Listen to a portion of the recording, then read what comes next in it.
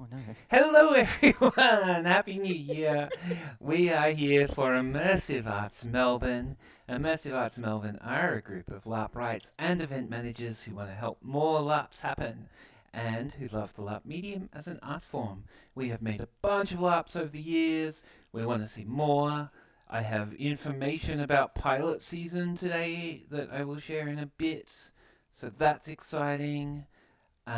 Today we are doing a stream that is basically reflections on the last year and resolutions for the new year. Let's do a bit of an introduction. Who are you? And tell us a little bit about your LARP history, Nikki. Hi, I'm Nikki. I technically started LARPing back in 2019 at the first Hobbit Hoedown. Thought, hey, this is pretty cool. I'm going to do more of this next year. Yeah. Yeah, uh, the world conspired against that. Um, and then, so I was keeping tabs on things for a while, and then saw that Caligo was doing Babylon 4, and Babylon 5 is my one of my absolute favorite series. So I was like, hey, let's give this a go, and then kind of went from there and really started throwing myself into LARPing from there. So yeah, that's me. Awesome. And Riadian? Yeah, I started LARPing with Caligo Mundi with a vampire game. I think maybe 12 years ago. Um, Caught the bug and have stayed with it ever since. And have expanded to playing weekend games and convention games. Um, and into the era of running games as well. So yeah, and I'm currently the incumbent treasurer of Caligo Mundi. Woo! So yay, doing stuff. Yay. Zeeble? Hello. I actually started LARPing in 2018. I wanted to do it for a long time before then, but basically it was like after you get top surgery, week 9 is when you're allowed to move your arms, and that was the exact week that I went to my first LARP, which was also Caligo Mundi. It was a changeling LARP. And I remember being like, yeah, tits out for the boys. And I had my open top for my character showing off. And the rest is history. But now LARP has also become my work life because I work at a Science for Swords and I do like refing and I'm hoping to run some one shots this year. So yeah, it's like a cult. Amazing. It It's is. hilarious, people, because I was 2 weeks post my top surgery when I did Hobbit Down. We were So I was free. sitting there being very careful not to like pull stitches while everyone else is like Tyrannosaurus arms. maypole and doing all things, and I'm just like, I'm just gonna sit here and eat as a food and cross stitch. In that way, Right? you must have been the most Hobbit. Yeah, I mean, I did that at the second Hobbit Showdown, but it was because I'd broken my shoulder. Um, I did it at the Fantastic. most recent one as well because I rolled my ankle on the first night. Oh. Um, I'm Josie. I have been LARPing for longer than any of you have been alive. That's not true. I've been LARPing since 1998, and write and run games, although I haven't run anything for ages. Um, Welcome to Dreamon, to Dustin Thorne, to Kimmy Rin, to Jay Crafter in the chat. We love you all. Please remember to subscribe to our channel so that I can get the sweet, sweet dopamine that comes when people do that. Um, First thing on reflecting on the year that was 2025, what is a lot that you want to have a little chat about? Something that you did this year that you thought was cool and interesting? Tell us about a LARP you played. Who wants to go first? Go, Ridian. I see you. Okay. Well, to keep things, I guess, like to make sure there's plenty for others to talk about, I guess I'll go to Fino because I went up to Phenomenon in Canberra, and that I had a really, really memorable game experience up there with a game by Ingrid Bean. It was a one-shot freeform um, uh, that was really, really intense, and it was on themes of fascism and immigration and resistance. Um, Ooh, and it only ran for 3 hours, but I think I'll remember that game for like the rest of my life. Um, intense. yeah, so it was just really beautifully done. Everyone committed to the bit. Um, yeah, it was great. And, I love telling stories about Phenomenon and trying to tell more people go up there and play because it's a really great experience. Getting What? to play that many games back to back. Um, Mm. the the whiplash between games is intense sometimes. Um, yeah, but that game, I played a character who was um, somebody who'd fled this fascist regime as a young trans man, and um, uh, and I was idolizing the people in this resistance that I was fighting alongside. The really tough thing in that game was uh, the resistance had a plan to try to, cut the feet out from underneath the regime, and it was a horrible plan with that killed a lot of people. And I sat there with this secret, Uh-huh. and I had people from the town and from the immigrant faction trying to talk to me and go, what's going on? What's the plan? And I was just on the verge of cracking the whole game, and just felt that thing of, if I tell them this plan, I betray the rest of the resistance, and there's a very real risk that this plan doesn't go ahead. And But it yeah, was a horrible plan. it was a horrible plan. I still sometimes sit with that decision and wonder, did I make the right call as a role Yeah. player to sit on that secret? Because we ended with a kind of bad ending. It was quite tragic, but I mean, it could have been worse. So queer The resistance against the fascist regime? Is that the... Yeah. Well, so what happened in the end? The regime had us surrounded with snipers and had the plan to basically cut us all down. Um, we had fighters who broke a dam, and water came through to flood the town. So and one of the regime called off the snipers because he wanted to stab the regime leader in the back and take over. So the regime was very much the snake that That's really ate its own interesting, tail yeah. and let the rest of us escape. So, in some ways, we're like, okay, so our characters escaped, but thousands of people didn't. Um, so we all came out of that game feeling like It monsters. doesn't really feel like a win, does it? It's No. not a Like, win. we're alive, I mean, there's a yay! whole episode on Avatar, The Last Airbender, that's that exact thing and why they shouldn't do it. Yeah, yeah, Yeah, right? absolutely. And it was a game of, I feel like one of the core things a lot of us experienced in that game was committing to playing through something that felt awful because it made a good story. Yeah. And I think it's very rare to have a game where everyone commits that hard. Um, and sometimes it's because you want people you can trust to play alongside, and we were really lucky to have such an environment of trust that was facilitated by some great GMs and some great discussions beforehand and afterhand. I want to come back to that in a bit because I want to talk about how whether or not that counts as lucky, actually. Um, Mm, true. but Nikki, tell us about a LARP you played this year. I'm. I don't know if I want to talk about Dance of Ribbons or Babylon 4, honestly, because they were both huge, huge things for me this year. Because Babylon 4 wrapped up after 2 years, and I had been sitting on um, essentially being the.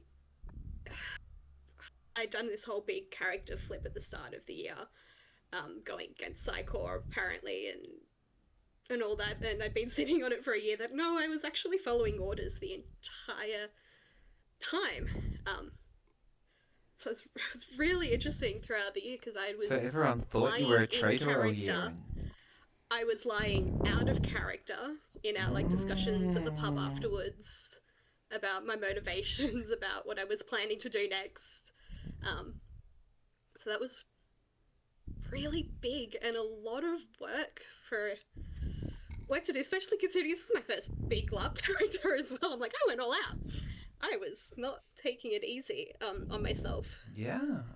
So, and Um. yeah, Dance of Ribbons was hugely intense. It was my first big weekender because I've only ever done Hobbits, a Hoedown as a Hobbits weekender. is a And big that's, weekender. It's just not an yeah, intense weekender. it's not intense. It's That's just, so No. yeah, funny, it's Nikki, a, because when you said that, I'm like, no, Nikki's been at all of the Dance of Ribbons. no, that You've was my you've made first that big an one. impression on me, darling. And I died on Saturday night. Like, you held me You while I really died, Josie. It did. was I did. fantastic. And I spilt wine I all over made you. many people cry, Yeah. and then I got to be the problem for the high lade for the rest of the weekend. So they were two um, very, very big experiences for me this year. So I want to talk. Yeah, I want to come back and talk about that. Lying in and out of character, I think, is the thing that I want to pick up from there. But Sveeple, tell us about a LARP that you played this year. I was in a lot of LARPs this year, and I got to NPC more, which is something that I've been wanting to do more and more. But I am going to talk about Dance for Ribbons because of who I am as a person. Um, Dance really feels like an altered state when you're there, at least when I'm there. We had a load of bad luck going into it on the Friday, but the moment that the dance started, it was like getting sucked through a portal. I was just no longer me. I was Magpie. I was there for a good and a bad time. Fright Night, especially, is just feels like, for those who don't know much about dance, Fright Night is the Saturday night where something bad and scary always happens, and it's like being in a horror video game. Mm. And this one has stayed with me in my waking and my sleeping hours. It was just so. It tapped into something very primal at the same time as it really helped cement that feeling of community that has spoiled me, quite honestly, for the rest of LARP, because the way that Dance Ribbons has nurtured community feels so deep in the DNA, like it's pulling on something really raw and intrinsic in the human experience. So being really scared, but then feeling like you're part of a greater whole that are working together to try and pull out of that experience in almost a choir is such a Mm. is a feeling I'm not sure. I hope I can replicate it in another LARP, but for the moment, that's going to stay with me. Is that I don't know if that can be repeated. I was not at all worried about out of character. Back in my mind, I'm like, fine if I died. I'm going to be caught by so many people right now Yeah. to help me get through Yeah, this. And Josiah did look at me a bit weird when we went to the debrief because I was laughing. I was so on a hype, like, yeah, I died. It's like, yeah. Because it was a pretty great death. Right? And I think that community structure thing is what I want to talk about there. I played a lot less LARP this year than I wanted to. Like I played the dance weekend, and I NPC'd a single episode of Revenant's End. And I think that might. Oh no! And I helped run or worked with a couple of little LARPs for friends things, but like not in terms of like public events. I did so little, and I think for me, the LARP I want to talk about a little bit that I did this year was I ran Taskmaster for a friend's bachelor's party, where we just were like, we're just going to do Taskmaster about this guy. And it was extremely fun. But it was really funny because there was a bit where we're like, okay, you have to go and do this task. And we're at Rowan, is where we ran it. And one of the people who was there for the thing ran and got in her car and drove away. And I was just like, I forgot that that was possible because I'm at this campsite where I LARP. And I'd forgotten that we had cars and that So you we can just leave. we had phones and things, and we were like, you can just do that, like that. The car park is in play, and that was weird to me because like I spent so much time in that space, and I just don't think of the car park as existing when we're playing. Um, but also, I think that the interesting thing is that you can just grab some people and run a LARP for your friends. And that's actually sick. Um, but I didn't do very much LARP this year, or in 2025, mostly because I was distracted with my own surgeries. But yeah, and that was one of the reasons I'm like, oh, let's talk about that and let's talk about next year, or this year now. Um, God. oh my gosh. Um, Nikki, Yeah. Taryn wants to hear more about Babylon 4. I Ridian guess can also talk on Ridian can this, also talk considering, about that because yeah, they played one of the ambassadors.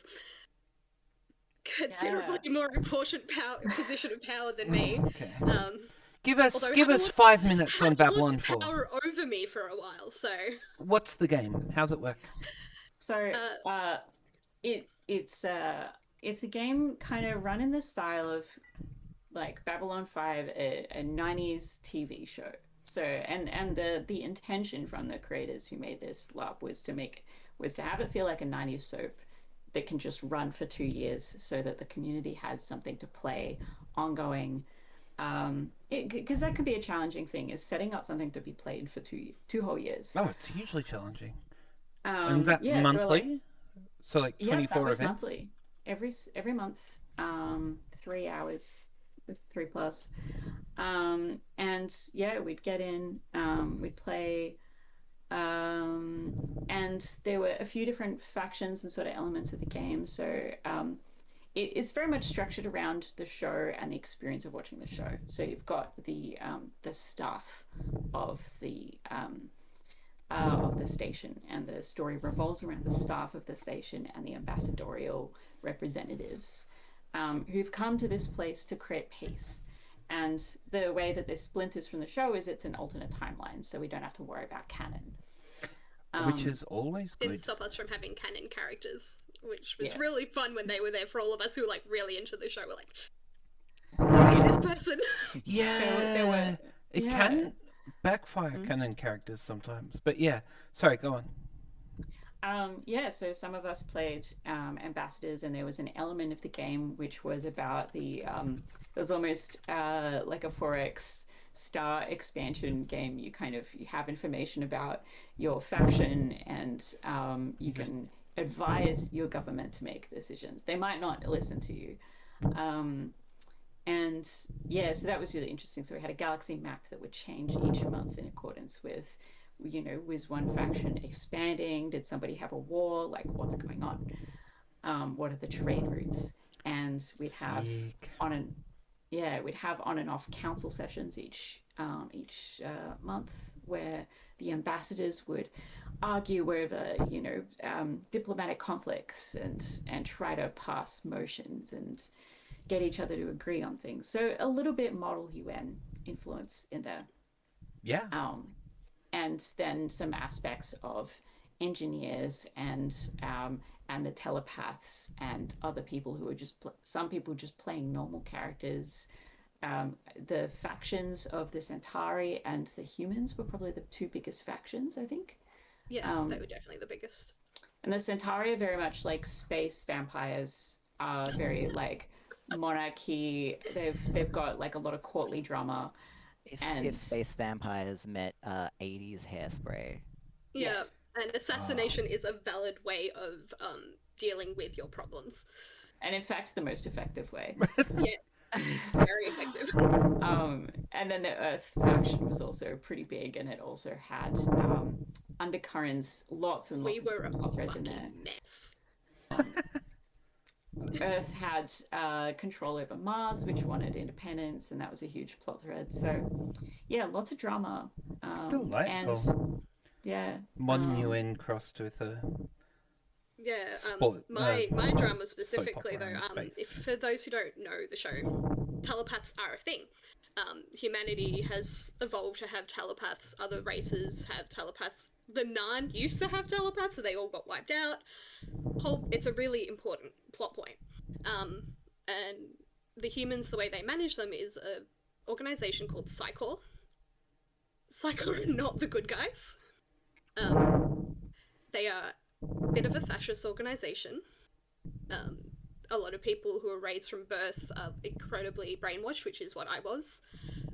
So we had like Will played one of our other telepaths who was a later bloomer, so he was very naive to what Psychor was actually doing and all of that. So Yeah. it was very interesting, yeah, being this very dyed in the wool telepath and then having this moment of breaking away from that. Very publicly, I interrupted a council session to do that because it needed to be big, it needed to be as believable as possible, and um, then I spent quite a few months doing what they were ordering me to do by fucking up everyone else's shit in the background.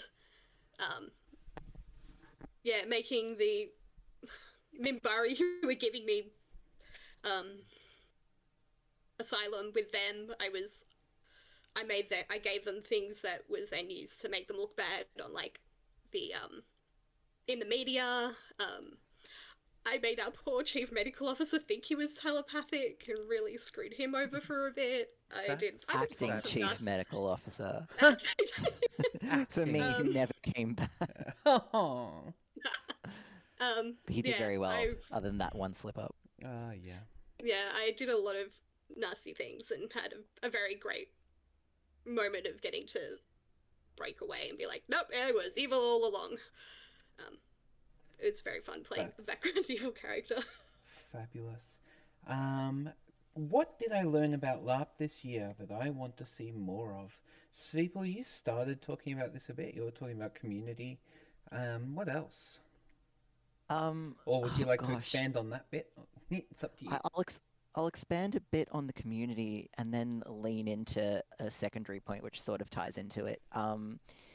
I've said this from the beginning with the first Dance of Ribbons, but it felt much more apparent at the third one, which was so my parents immigrants. They're both born in Greece, so and from very remote like villages and such, and so technically if I'm first generation out of the village in amongst technology cities such.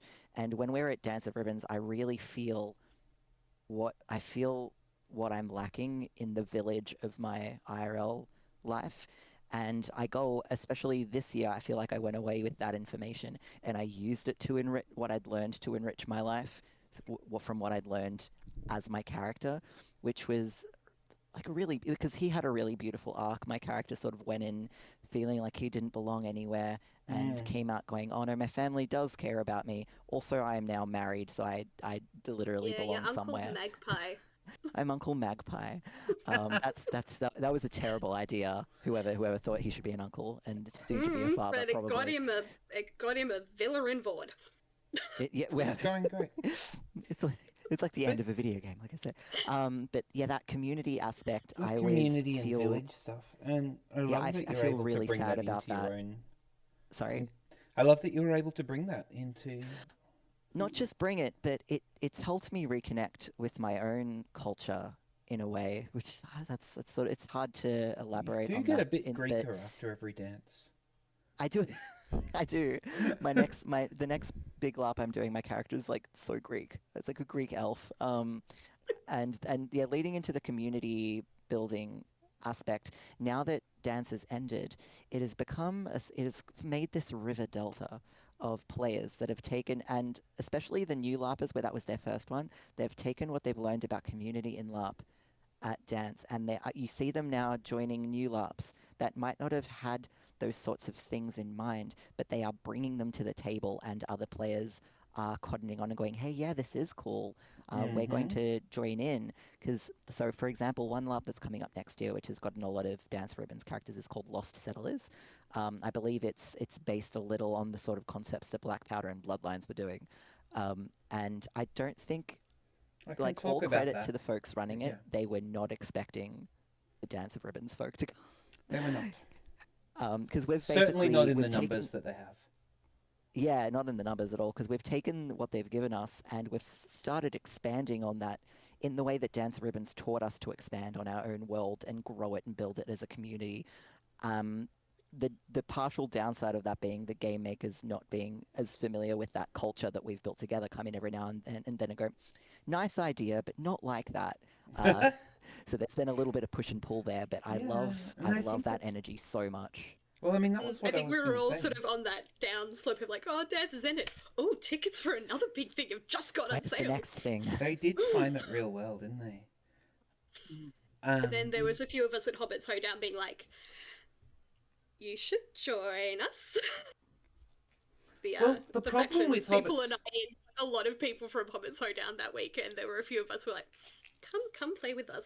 the problem with Hobbits is that unless you're there when tickets are on sale, you've got about 5 minutes to buy your ticket, and if you don't buy it, you Second miss round out. went out in like a couple seconds. Yeah, it's Um, instant.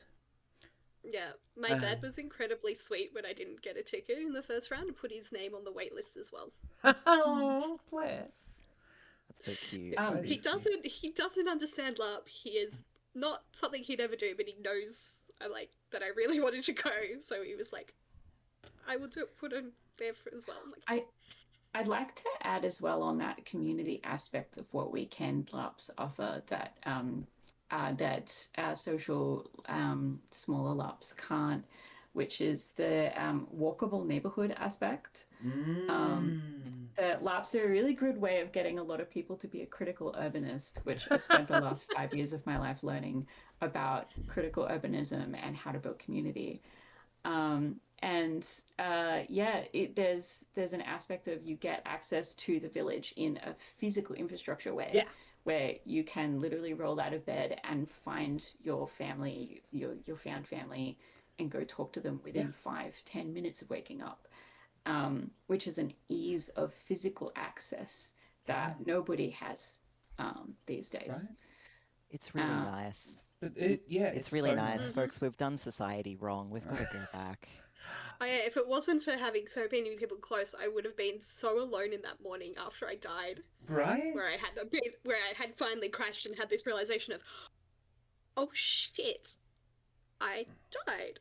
And And it was I've just lost everyone all was of those. walking around, Yeah. and then I just had people who were immediately there who were like, all right, we're gonna talk, we're gonna hug, we're gonna do what you need. And we can do that. And we've got like the Yeah. everything you need in that 15-minute, 20-minute walk, right? Mm-hmm. Mm. I hadn't connected it to the walkable neighborhoods thing. I really love that.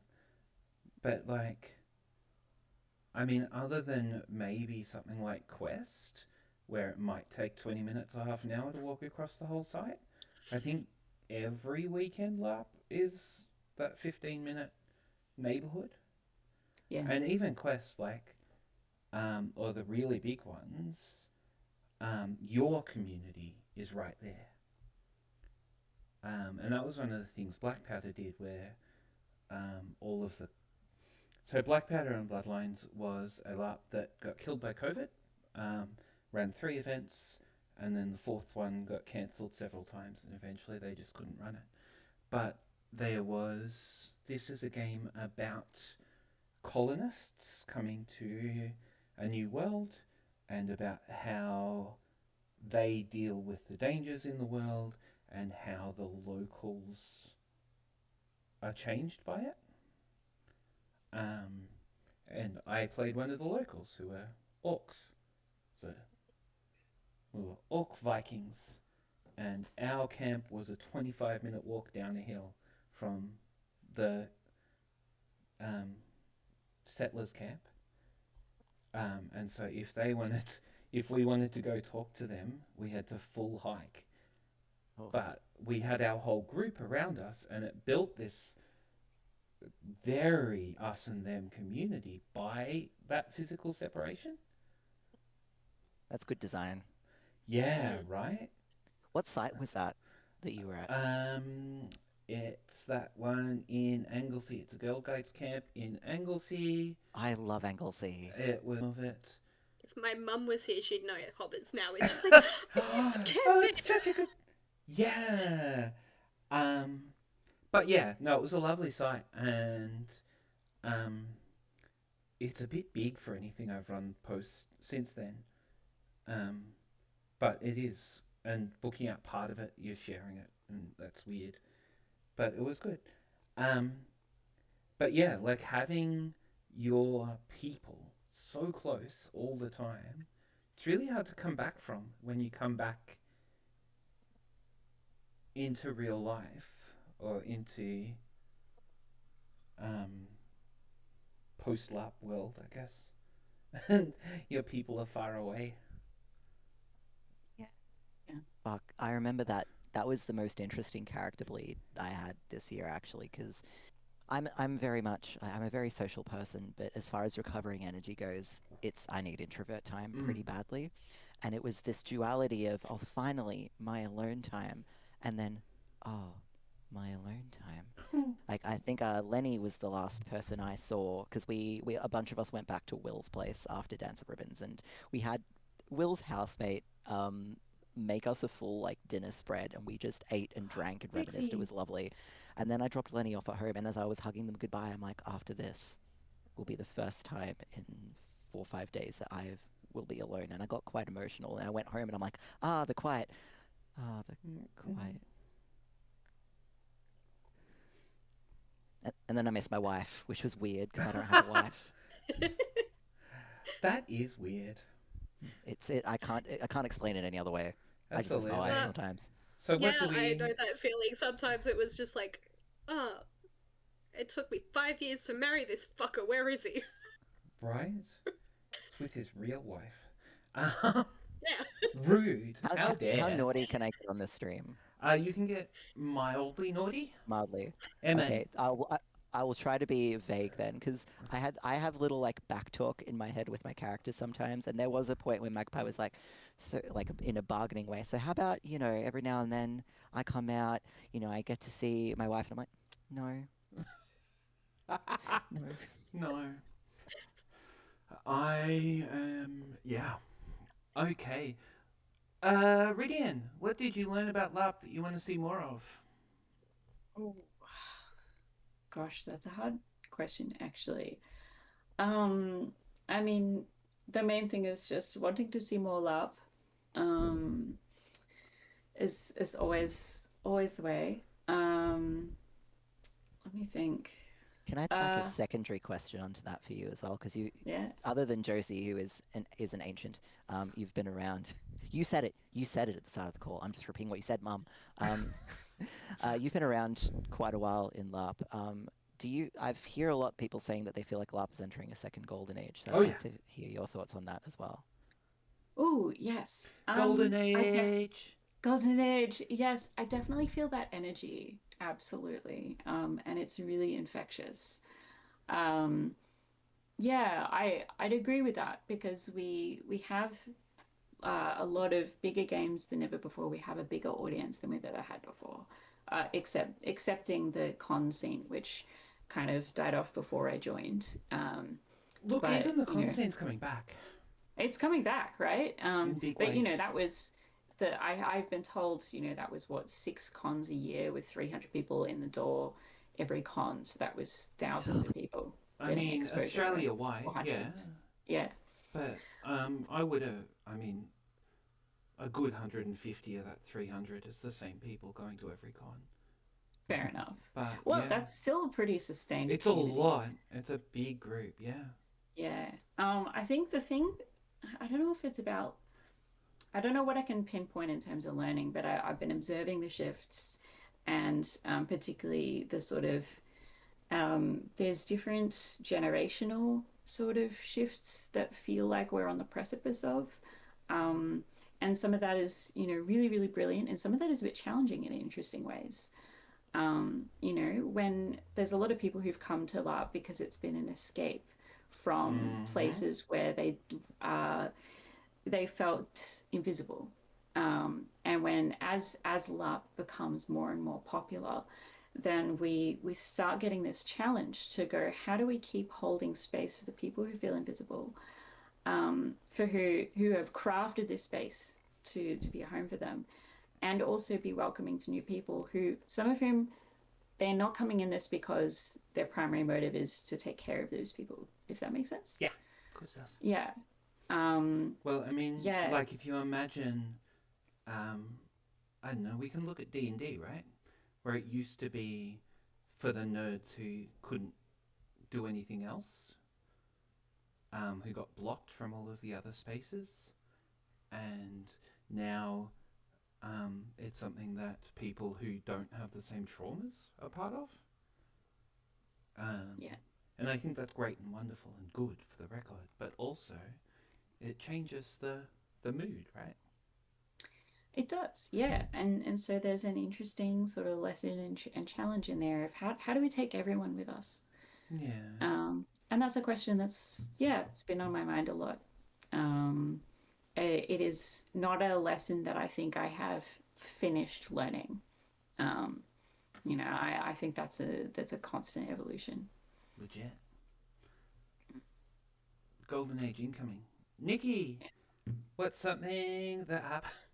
Yeah, Conrad, listen to your side piece. Sorry.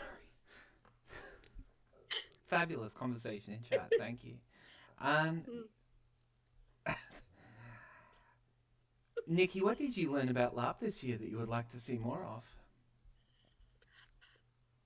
Don't know so much really. Like people did that whole community thing. I really have loved.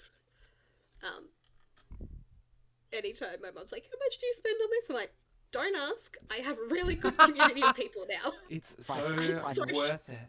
I am social now." So, but no, I've really, yeah, I love the community building, and I want it to keep going in that really positive way. And all that, and just seeing more people. Oh, don't bite. Ow. Pixie. I'm not paying attention to her enough. Is Conrad out of frame somewhere? Um, but I do want to see more people getting putting their stuff out there. I'm including myself in that. I am writing some stuff, so It's exciting. we'll see how that goes. Because yeah, We there's just so we many. received There's going to be so instructions to many do it. ideas out there that I want to see people what they want to can come up with. Yeah, including I'm including myself in that to push myself to be like actually finish writing this freeform. That is a different question that is later on this list of things. Ah, I well, want to whoops. hear about things that happened in 2025. Hmm. When you run your freeform, when you run your game, what did you learn this year that you're like, I have to make sure this is part of my game? Um, I'm honestly at the moment pulling from the freeforms that I did play this year. So, um, Absolutely do. Pride and Extreme Prejudice, which Ridian A wrote, that was terrible so game by a much terrible fun. person. Oh, Um, that ran this year again, didn't it? yeah, That it was Sorry, was that Dean. was so I much would have fun. loved to go, and I'm I that so was my sad that I I didn't first get. and attacked last people. Caligo camp. Um, yeah, I got covered in blood by the end of that. It was Ah, great. amazing. Which character were you? Eliza Cavendish. Ah, So the not Lizzie Bennett. yeah. She was a lot of fun. Um, and the other ones I played, Min Min, which Fee wrote, played at Conquest. So, what are you learning? Um, I'm going to keep you on topic. I That's what I'm for. I don't know how to qualify what I'm learning from Have a it. go. It's sort of just they were Have a my go. first exposure to a free form. So I think Okay. So it's the really way I'm just free writing, forms are cool. free forms are cool. Um, Free forms can have trauma and deep dark things. The more I'm writing, the one I'm writing, I'm like, oh, this Mm, is getting heavy in some ways, but I know it can be done. Like yeah. Min Min showed me. how you can do something with some very heavy topics, and be really enjoyable. I was thinking about Min Min for weeks after. Um, so Sorry, what's Min Min? one that Fee wrote that so it was 80s, so in the 80s outback, of a group of kids who had gone missing in the bush, and it played very heavily on First Nations culture and law with like the Min Min lights. I can't remember what the First Nations word is for them. Sure. And like inter-family trauma and all that sort of stuff. It was a lot. It was heavy. It was an amazing experience. I love that we have these LARPs where all three of you have talked about LARPs that have affected you in really intense ways, not just affecting your character and the person you played, but made you think and change who you are because you played them. And when I'm talking about LARP is art, like, I think that's one of the things I like to talk about. One thing that I think is... Let's talk about the next thing, which is something that you did this year that you don't want to do anymore. Something you did in 2025 in LARP specifically that you're not bringing on, or that you're doing better. And because this is the one where we're being self-critical, I will remind everyone that we're not bitching about anybody else, and we're being gentle with ourselves. We're not going to curse ourselves out. What we're going to do is talk about something we could have done better. And so I think for me,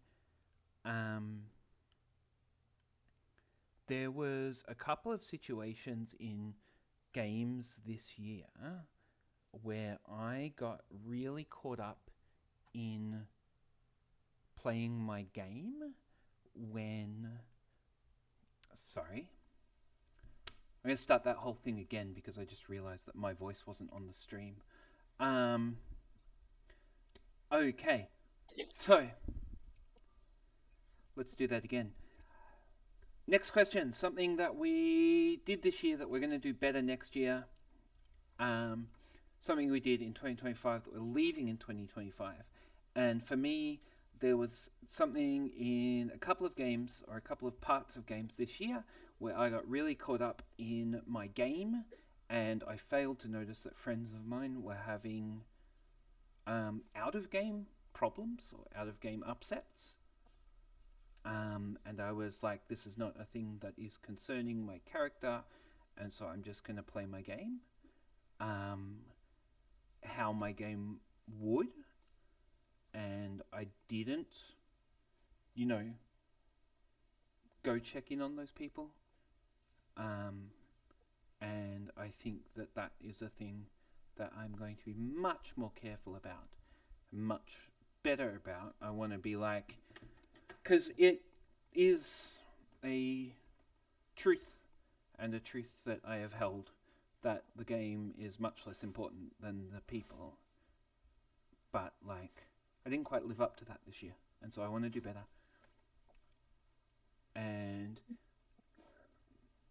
I probably should have picked a different example, because I can't go into detail with that one without breaking stuff, so I'm not gonna. Let's go.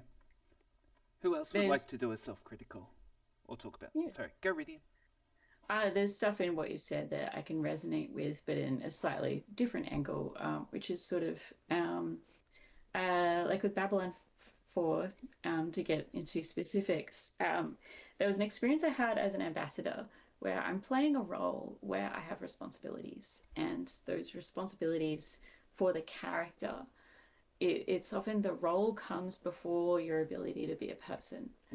And especially because I was playing a character from a collectivist sort of culture, there's very much this sense of Yeah. sacrificing the personal for complete and utter servitude to others. Yeah.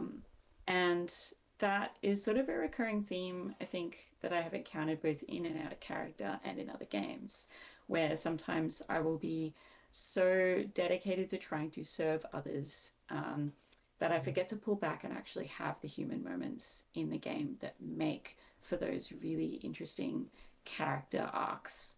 You know, the Yeah. moment where your character collapses, the moment where your character rails against things. I love that. Yeah, because yeah, it's so easy to worry like, oh, if I step back from this role, um, you know, who else will be serving this in the narrative? Who'll keep it going for everybody else around me? Because sometimes there's certain roles you can play in a game that kind of are like, you know, if you're worried about being a plot nexus, you know, it's your job to keep handing stuff out to other people and stuff. That really, yeah, can get in the way of actually playing your own Hugely. character. I mean, Yeah. that was Aunt Neve's big arc at Dance of Ribbons, right? Was trying to give up being a plot nexus to try and be a human. For much the same reasons that you're talking about, right? Yeah. And don't get me wrong, I loved playing that character, and I still think I had some really great character moments as well. But Yeah, of course. um, I, yeah, some of my favorite moments came from our interactions of just being like, "You were once a warrior, still a fucking warrior." but there's always more to learn about acting better and role playing better. Having human moments. Um, Hi Ash, welcome. Um, who's people? Nikki?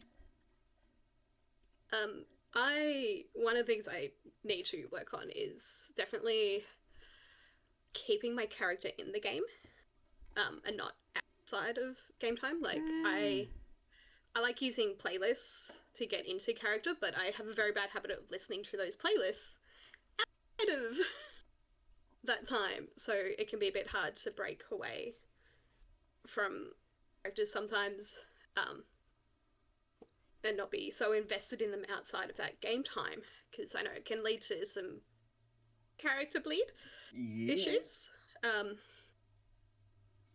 Like at the last midnight in Melbourne, I did have a pretty intense character bleed moment, um, where Patch was being hunted, um, and my body did not realize we weren't actually being hunted, so I did actually go into a panic.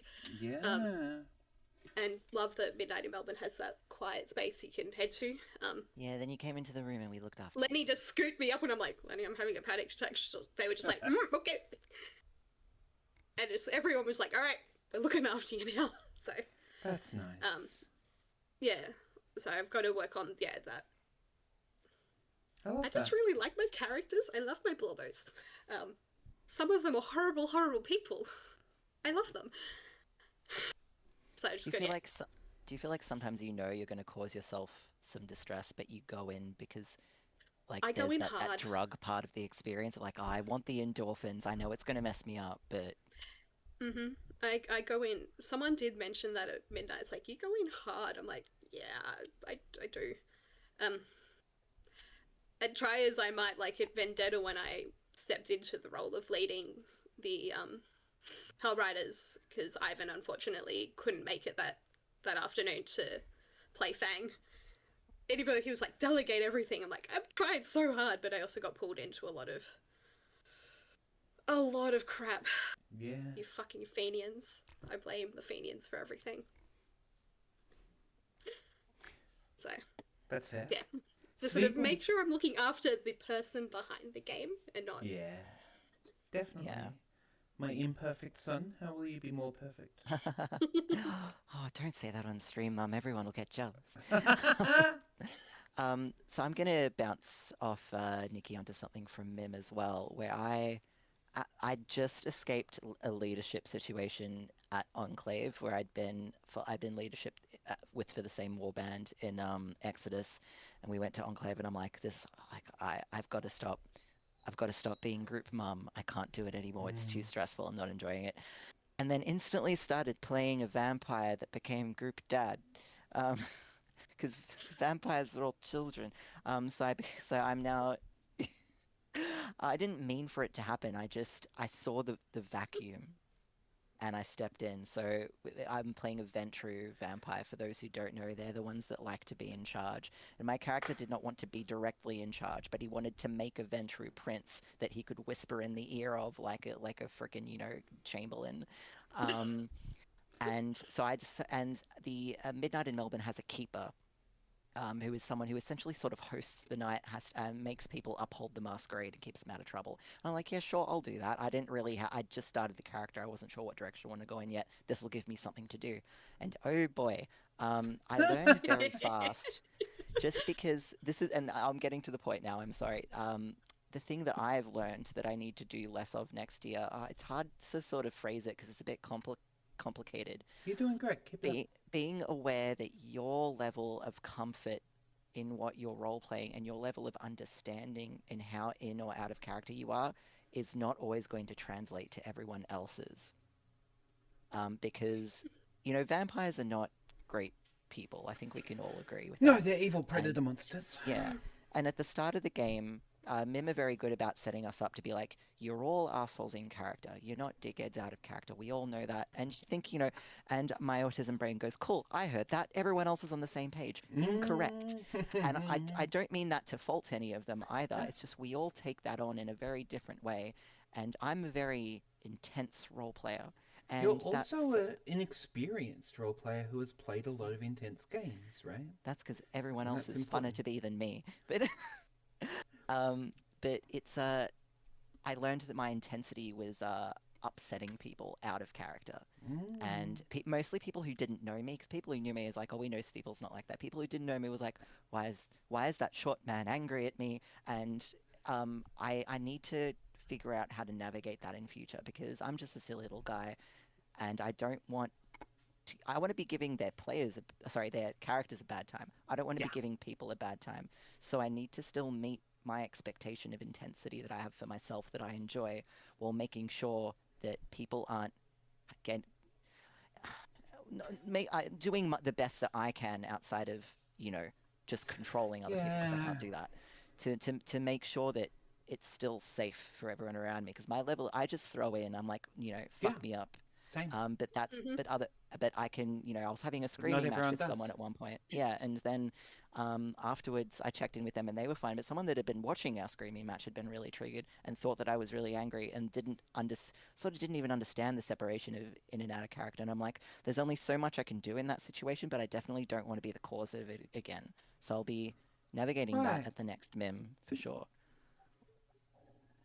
Um, do you want an advice? Absolutely, hit me, mum. Um, you can be like aggressively friendly out of character. Like I think I subconsciously I did that played two characters at Dance of Ribbons, right? Like the Josie that I was playing when I was walking around pre Aunt Neve mm, was like extra friendly and extra like giving out stickers to people and saying, "Ah, big hellos! I'm really friendly to everybody," just because at the first one I scared some people really. in much the same way. Sorry, Well, it's not you or my you mum. because you didn't No, see Yeah, Aunt see, Neve I'm the like, I way don't. she's not anybody else saw scary. Aunt Neve. Um, Josie is just my Aunt Tilly. It's fine. right? Tilly First, Bluffwater. yeah, Uh, Josie was my aunt at my first lab. It's just, yeah, it's fine. yeah, We're just we were family. great. It was fun. Um, this theme also comes back to, I think, the thing that I was experiencing in Ingrid's game about a trusting space. Yeah, let's talk Of, about building a trusting space. yeah, A and place where people can be intense without hurting people. part of it being an ongoing culture, right? Like Yeah. with Ingrid's game, something that I knew that was part of the whole package of phenomenon is you're walking into a convention where a lot of these people have been doing this for decades.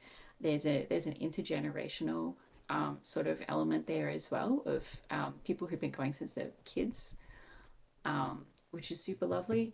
It's cute. And yeah, so in that there's a sense of continuity. Um, so in some of those games, like yes, sometimes you are role playing with like strangers. A lot of time you are, but there's the community knows each other, and when there's somebody new, there's sort of this active effort to start folding them into the culture. Yeah. Um, and something that I notice in something like Midnight in Melbourne is it has more of an influx of people for whom that's their first time. There's this question, I guess, of like, what does continuity look like to them? How do they induct people into an ongoing culture? They've got different kinds of challenges to answer for the format that they have. As a game that has 3 month breaks between each one, with a different audience every single time. So when you say an effort to bring them into the culture, what does that look like? It's a good question. And I think That's it why can they look pay me like a the big lot of bucks. different things. Yeah, a lot of different things. Like there can be pre-game chats, like really approaching somebody. I've done this in like convention games before, going, "Hey, my character is this kind of sleazebag. How comfortable are you with these sorts of themes? I'm going to be doing X, Y, or Z." Um, and getting a feel for how they're at. And yeah, so pre-game checks, I guess like what you already said about like having a version of you that is still, masking in a different way of like Like being more overcorrecting. Yeah. overcorrecting. Yeah. Um, the debriefs being really important as well. And not just the debrief right after the game, but like ongoing, like, in a way, because we're always bringing up anecdotes from older games, those also become about the culture. Like I remember in the first time I played Dance of Ribbons, I was telling people about play anecdotes all the time. And it wasn't because I wanted to say, oh, this game is going to be those experiences. It was a it was this Here's ongoing some stuff you conversation of can like, hey, expect. Yeah. I'm bringing the culture in of like, here's some of the things that have informed my perspective, what I'm watching out for, what I'm looking forwards to. Yeah, it's not just about that game, it's about the ongoing history and community that you're in, and saying that all of this that I'm bringing in is part of this. Uh, it's Speaking bigger of than just one game. Speaking of the ongoing history, there is in Melbourne, I think it was Melbourne specific, but vampire games always have that shadow cast over them, of the vampire game that must not be spoken of. I don't know very much about it, so I'm also not the person to speak about it. But I feel like We there's, should I do a definitely, digging up the past. I'd love to I'll hear be more about watching this. that one with I've just, bated breath. yeah, Oh same, my because god. I've heard We so can many But little talk bits and about pieces, and the I'm just Me like, Too moment and the first of the yeah, Me Too mm, moments in LARP because you in sense it 2006 or so. We can as talk someone that about, yeah. 2000, as mm, someone that wasn't there, you sense its ghost at mm-hmm, because at It this I've haunts been at every three vampire different LARP. vampire. Yeah, it really does. Yeah. But it does inform a certain level of caution because especially with MIM, you get the sense from the people running it, they know that happened. They're going to Ivan was there. verily make sure it will never Yeah. happen again. I mean, I'm Um, not sure Elm was born, but Ivan was there. Um, oh, I keep forgetting Elmer's baby. I love Yeah, them, I but they assumed are a Ivan was there. child. Yeah, but Ivan was there, and that's why Caligo got founded as like Well, to a degree. so to try to speak carefully about these shadows without, as we said, while still staying Oh, in we a can in bitch a about the crit- old Camarilla. That's okay. fine. We Well, can't I bitch think about anything something else, but we can bitch about the old Camarilla. Cam is free game. Yeah. Well, it's worth saying that there's more than one shadow being cast. The Cam is not the only shadow. Um, that Mm, there are multiple vampire games, and that this is why there is such a shadow around vampire games. It's because it wasn't just one. no, that's Yeah, Um, true. And it was yeah, also some of the tabletops that people ran in that system and setting yeah. attracted people. There's And some there was also settings. like some um no, that's getting too modern. All right, moving on. There's But some settings that are just extra we just got a challenging to huge yeah, viewer handle. spike Yeah. out of but that, it's by the way. interesting how that No, history I'm kidding. informs the current games in a positive way was what I wanted Yeah, to lead back Yeah, to, like right. how Everyone's they're very sort of careful about excellent point. it. looking out for the warning signs. But it is funny Because Yeah. that it doesn't, because you would expect, like, part of those problems are the politics slash soap opera slash big map games that have downtime actions yeah, that affect the ongoing game and characters that run for quite some time. And it is interesting that it hasn't affected things like Babylon 4 or like these other soap opera bigger politics games. Well, well, Or yeah, has it? Are you guys like desperately flying under the radar on that? no. Um, because So Babylon 4 is soapy but cerebral. yeah, yeah, I but so was yeah. but the thing I would say is like so there's the play culture which contributes of like the conversations have happened, Yeah. and we can count on people remembering the conversations of saying Because we learned the these lessons in blood. yeah, this works, this doesn't. There's also there was a lot of intentionality of design, of going, we want the soap opera feel, but we need to control it. So things How? like and I think there's some conventions that have come into this that are a bit more common to say like play by post textural playing. Um, so things like deciding who lives and dies, right? In some LARPs, death is a random thing, or it's based on skill. It's it's something you can encounter, and it can be very surprising and confronting at times. Um, Having a soap where we explicitly go, okay, people want to be able to engage with their character, their blobber, for the whole way through. So how do we make decisions around where the drama is Mm. that takes care of that? Uh, because if for example, if we depended on death for the drama, but people got attached to their characters, then we'd Yeah. probably have some of those like intense, sort of emotional challenges of how do we move on from characters dying? How do we choose who lives and dies and when? It's a lot easier to just say, all right, death is complicated. If you want your character to die, tell the STs. Otherwise, we assume that's probably not going to happen unless you do something particularly off the chain, I was totally prepared for a bit for Matilda to, if she got found out, to die. Um, Almost did in that very second last game. Um, that poor Minbari that I had tortured years ago, but then went to bat for me, decided, this is too much, and tried to strangle me.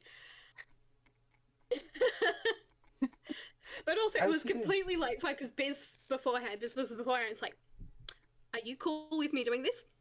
Yep. All right, let's go. So that was the thing as well, where we do those reflections in our check-ins. To go back to that last thing, is like, do you think that a person who saw you having a shouting match with another player would have been less affected by that if they'd seen you first go, hey, can we have a shouting match?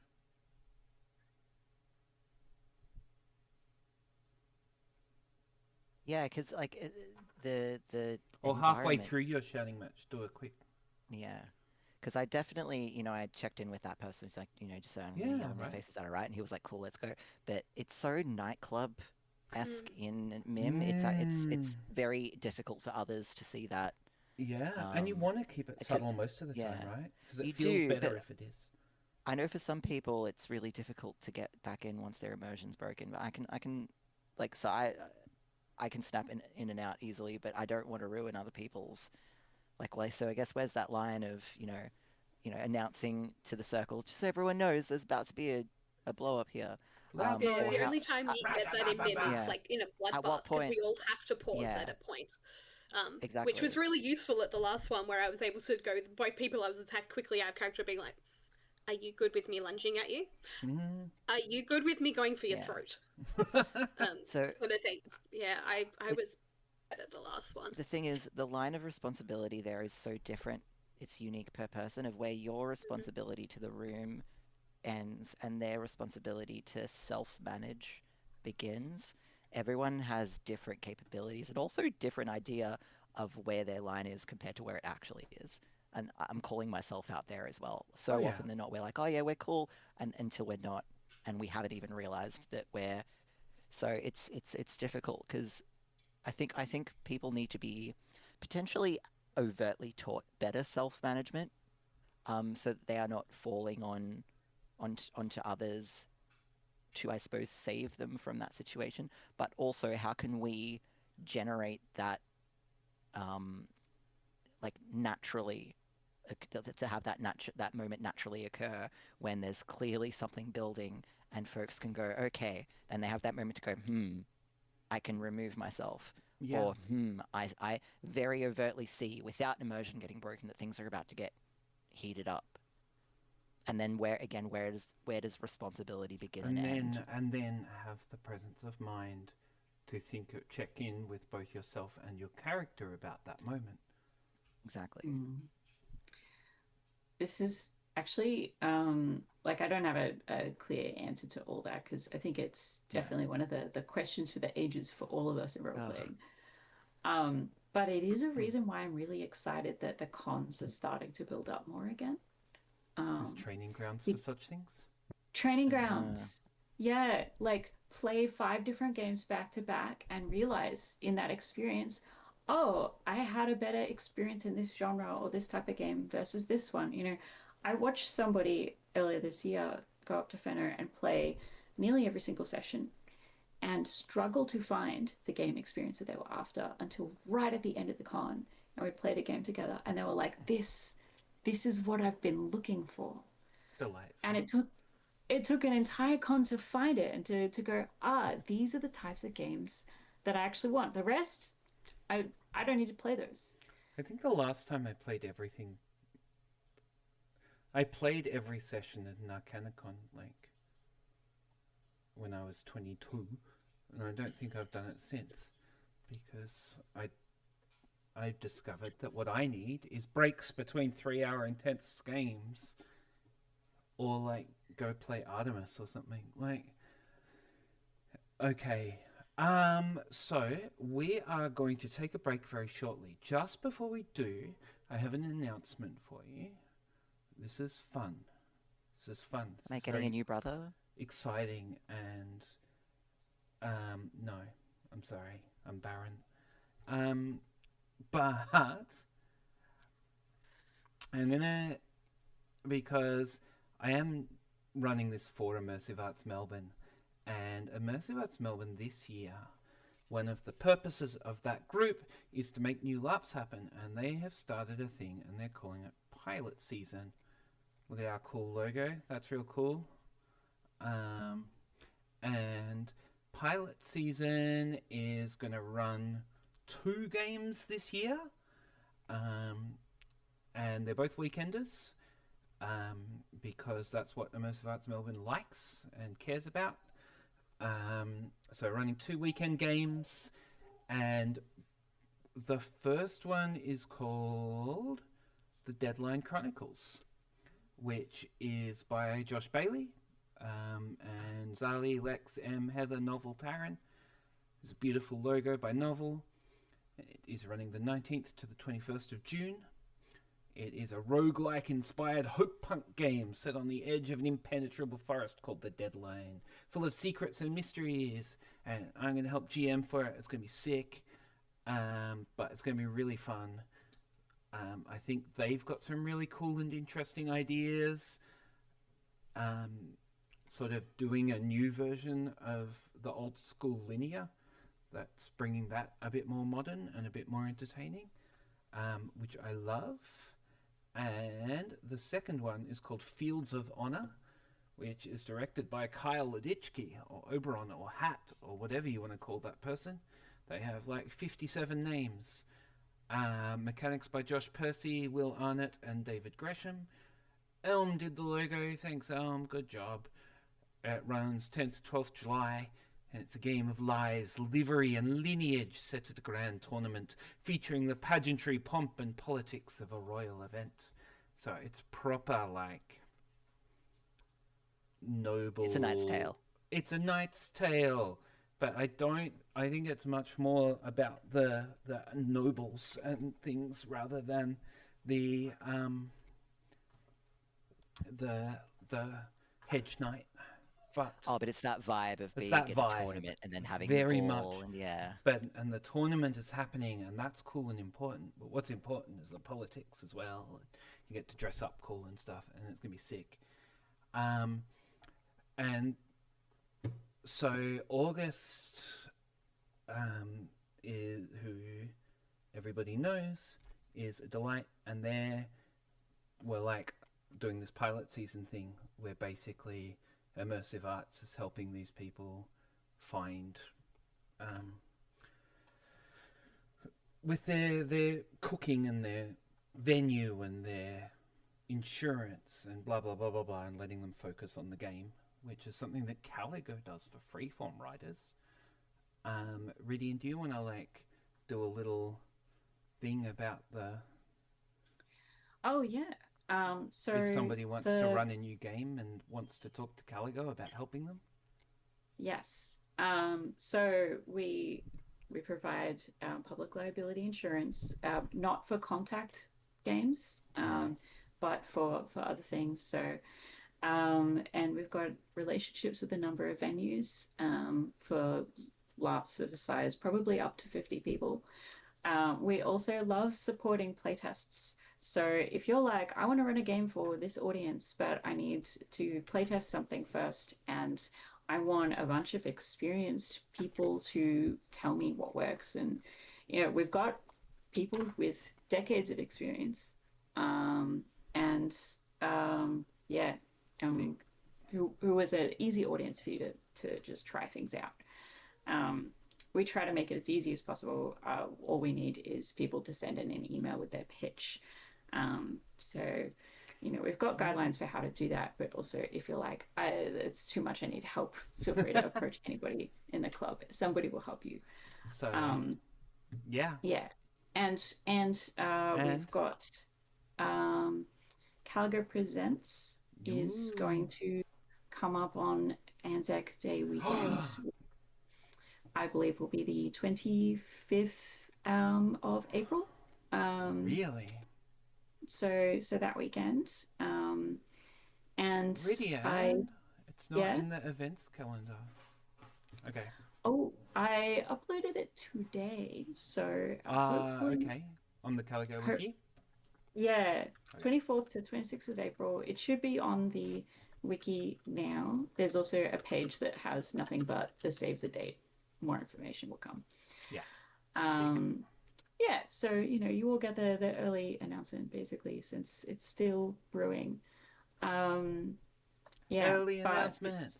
Is there a way to submit games to that I've missed, or it hasn't happened yet? no, Yeah. It's a we great actually we question. just put a very gentle little call out on the idea incubator in our Discord, and it might have been, I think it might be buried by this point. So Ridian, do it again. yes, we'll do it again. Yeah, so I Yeah, wanna that's why I was asking today if you had a deck. Like, if I've got a deadline and I finish writing Caligo this thing, presents. Um. yeah. Okay. That's exciting. Caligo presents. Is April. Um. You can find more about that on the Caligo Discord. Um. Do Deadline Chronicles, June. Fields of Honor, July.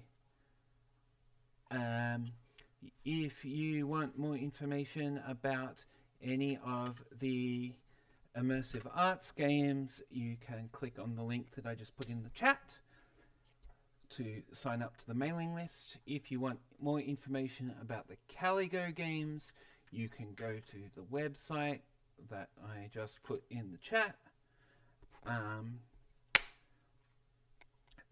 Games happening in 2026 are exciting. We are entering a golden age of LARP, according to Ridian, and the you can find all of these things at viclarp.au hyphen the hyphen or slash hyphen the viclarp.au/the-calendar, or just viclarp.au, which I bought so that I didn't have to pay attention to so many discords, and that's fabulous. So, like, shout out to Will Shout out to for being like Will the for lockdown crier. populating it. A To shout out to Will make is Every usually shouting out all the LARPs. yeah, like I know if like I suddenly get like a bunch of Discord messages, it's because Will has posted something in like every LARP Discord server He's so good at it, to be like, this new thing is happening. right? So, I mean, I could, at the start, when we come back from the break, we will be talking about 2026 and what we're excited about and why we're excited about it and the energy that we're bringing into 2026 and the joys and the happinesses. And it's going to be very positive. Last words before the break. Be excellent to each other. We'll be back in 10 minutes.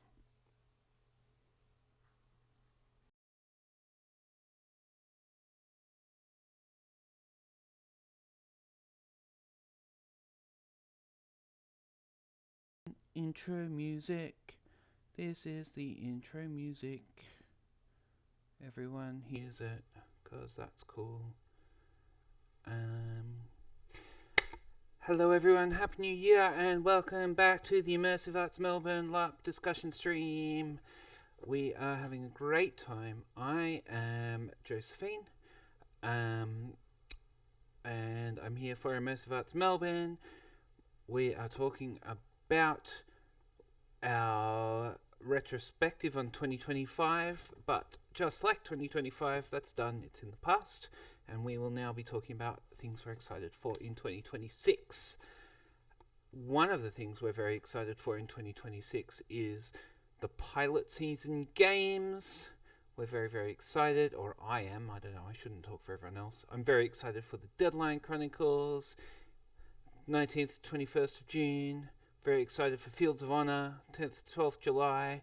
Very excited to absolutely burn myself out by like doing Caligo Presents, and then in April, and then those two in May and June. Oh, in June and July. Something else in May, I'm sure. Something else in August. Hobbit's Hoedown in November. Why do I know about all of these events? Because I'm subscribed to the VicLARP community calendar. Yay! Yay. Thank you. Thank you. That's fabulous. Let's see if I can just do this. There we go. This is the VicLARP community calendar. So I'll pretend that I don't have a bunch of things open in the background. But it tells us what's on. Midnight Melbourne's in February. Here's Conquest. Conquest at the start of April. Caligo Presents at the end of April. Concord's in there for people going to WA. Lost Settlers at the start of June. Deadline in mid to late June. Fields of Honor in July. September, there's more Swordcraft and Concord. And October is Phenomenon. And these aren't just Melbourne, are they? Because Phenomenon is Canberra. Yeah. Yeah. Look. Shut up. We put the stuff on that I was Victorian double LARPers. checking. You are checking. It's basically 'Cause the I'm stuff going that in a Will bit- is interested in. Yeah, unsurprising. Because I'm going to and a the very s- cool and the LARP stuff that I'm in. in Interesting. Adelaide this Oh year. yeah, I'm excited for that. Oh yeah, you're. I'm not sure I'm going to the same running as you though. I'm running. No, I'm going to the August one. Yeah, and I'm you're going to the October one. Yeah, October's like LARP season. LARP. Yeah, Not that's according when to I'm this. the Look, most it's busy empty at the work, moment. so- November is the Hobbit's Hoedown. December is currently empty, or currently filled with nothing but the battle laps and this stream. It's the curse of LARPing in Australia. Once it hits summer, everything stops. Right? Nobody wants to be out. Right up until we all start running cyberpunk games where we can have play them Just out in the inside with desert. aircon. Okay, that was fun. Why don't you all reintroduce yourselves now that we're back after our break? Sveeple, who are Ah, you? I'm Sveeple. I didn't say my pronouns before, so I'm going to do it now. My pronouns are he, they. Um, I've been LARPing since 2018, and LARP has consumed my life as I now work at Of Science and Swords and do events and NPCing and all that other stuff. Amazing. Hi, I'm Rudian, pronouns they, them. I've been LARPing since 2012, I think. And yeah, and I've become an organizer, event runner as well. Currently the treasurer of Caligo Mundi, running Revenant's End. Yeah. Sick. Hi, I'm Nikki. I've been LARPing in earnest since 2024 because COVID scuppered my plans to start any earlier.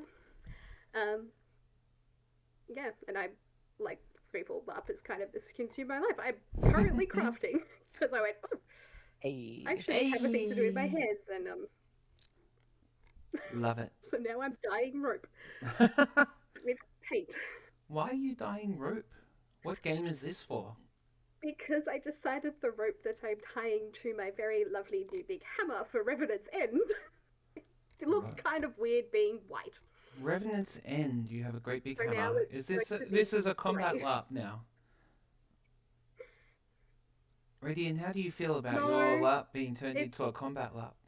it's not combat. This is a very this is a relic.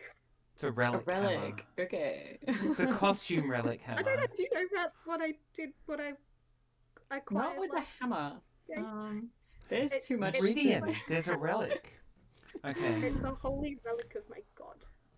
Oh, okay. Yeah, yeah. The hammer sounds god? very The Greek god of feuding. hammers?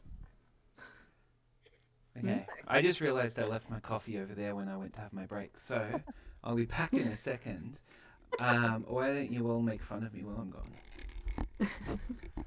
All right, now that Mum's gone, I I actually still have Josie's witch mask from Dance of Ribbons when I took it away from her as Ewan, and I keep forgetting to Aw. tell her that I've got it, and now Beautiful. it's mine. No, so nobody tell her. And of What? course, you all remember that I'm recording this entire thing so that it can go up on YouTube later. Because our VODs all go up on our YouTube channel. So, I can cut any bits you want me to cut, but they do. I just to meander a little bit. So we've put up the recording of the Caligo panel that Will ran. Oh, that was good. I Hannah ran a enjoyed that. freeform. Maybe you should put a link in the chat for people because Yeah, I they're really clearly need interested that. in Haven't listening had to it people for talk yet. about LARP.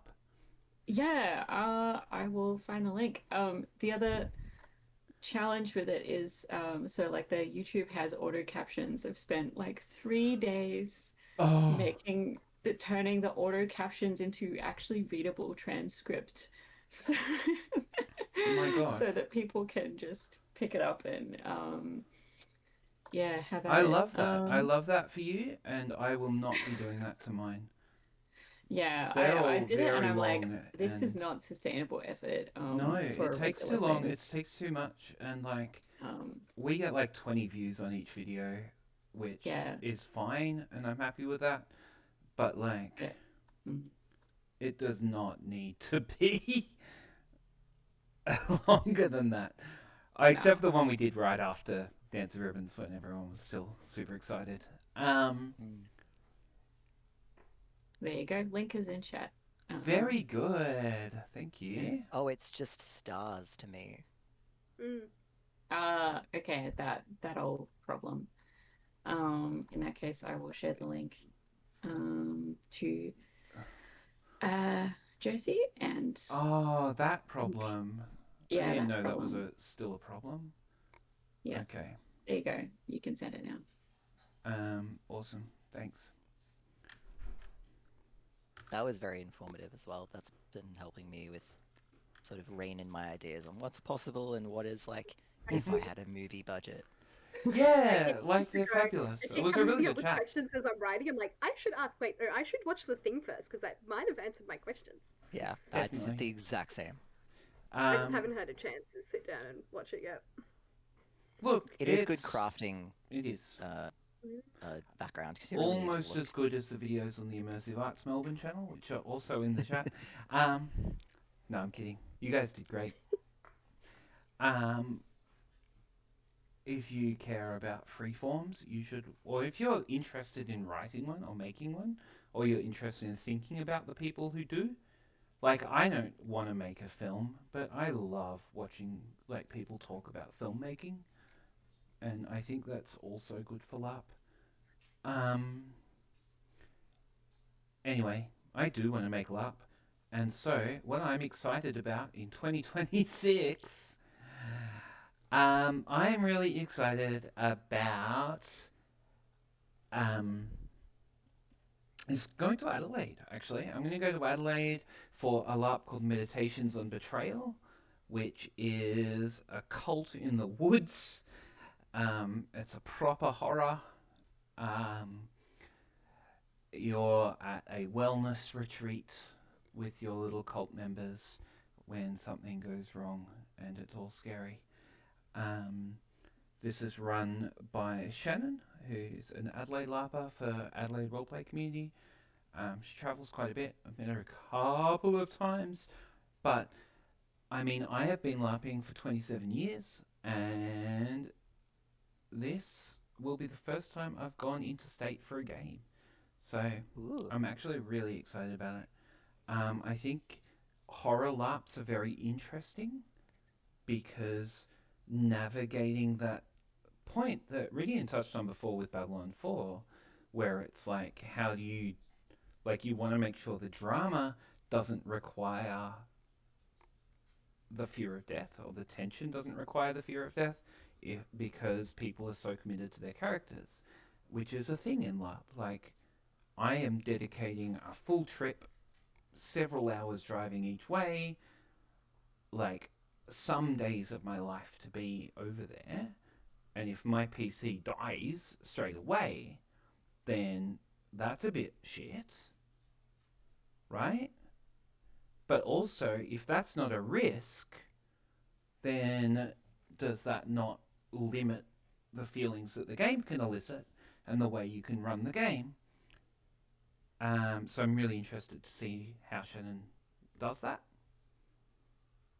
you feel like every horror LARP I've been to so far has employed what this is not the technical term, but like the Agatha Christie sensibility to it, of at least like even if it's not explicitly stated, having a setup period where all the characters are Yes. introduced, get to know each other, and there's like an unspoken people dying is off limits until that Mm. first death happens, and then that sort of triggers the chain reaction.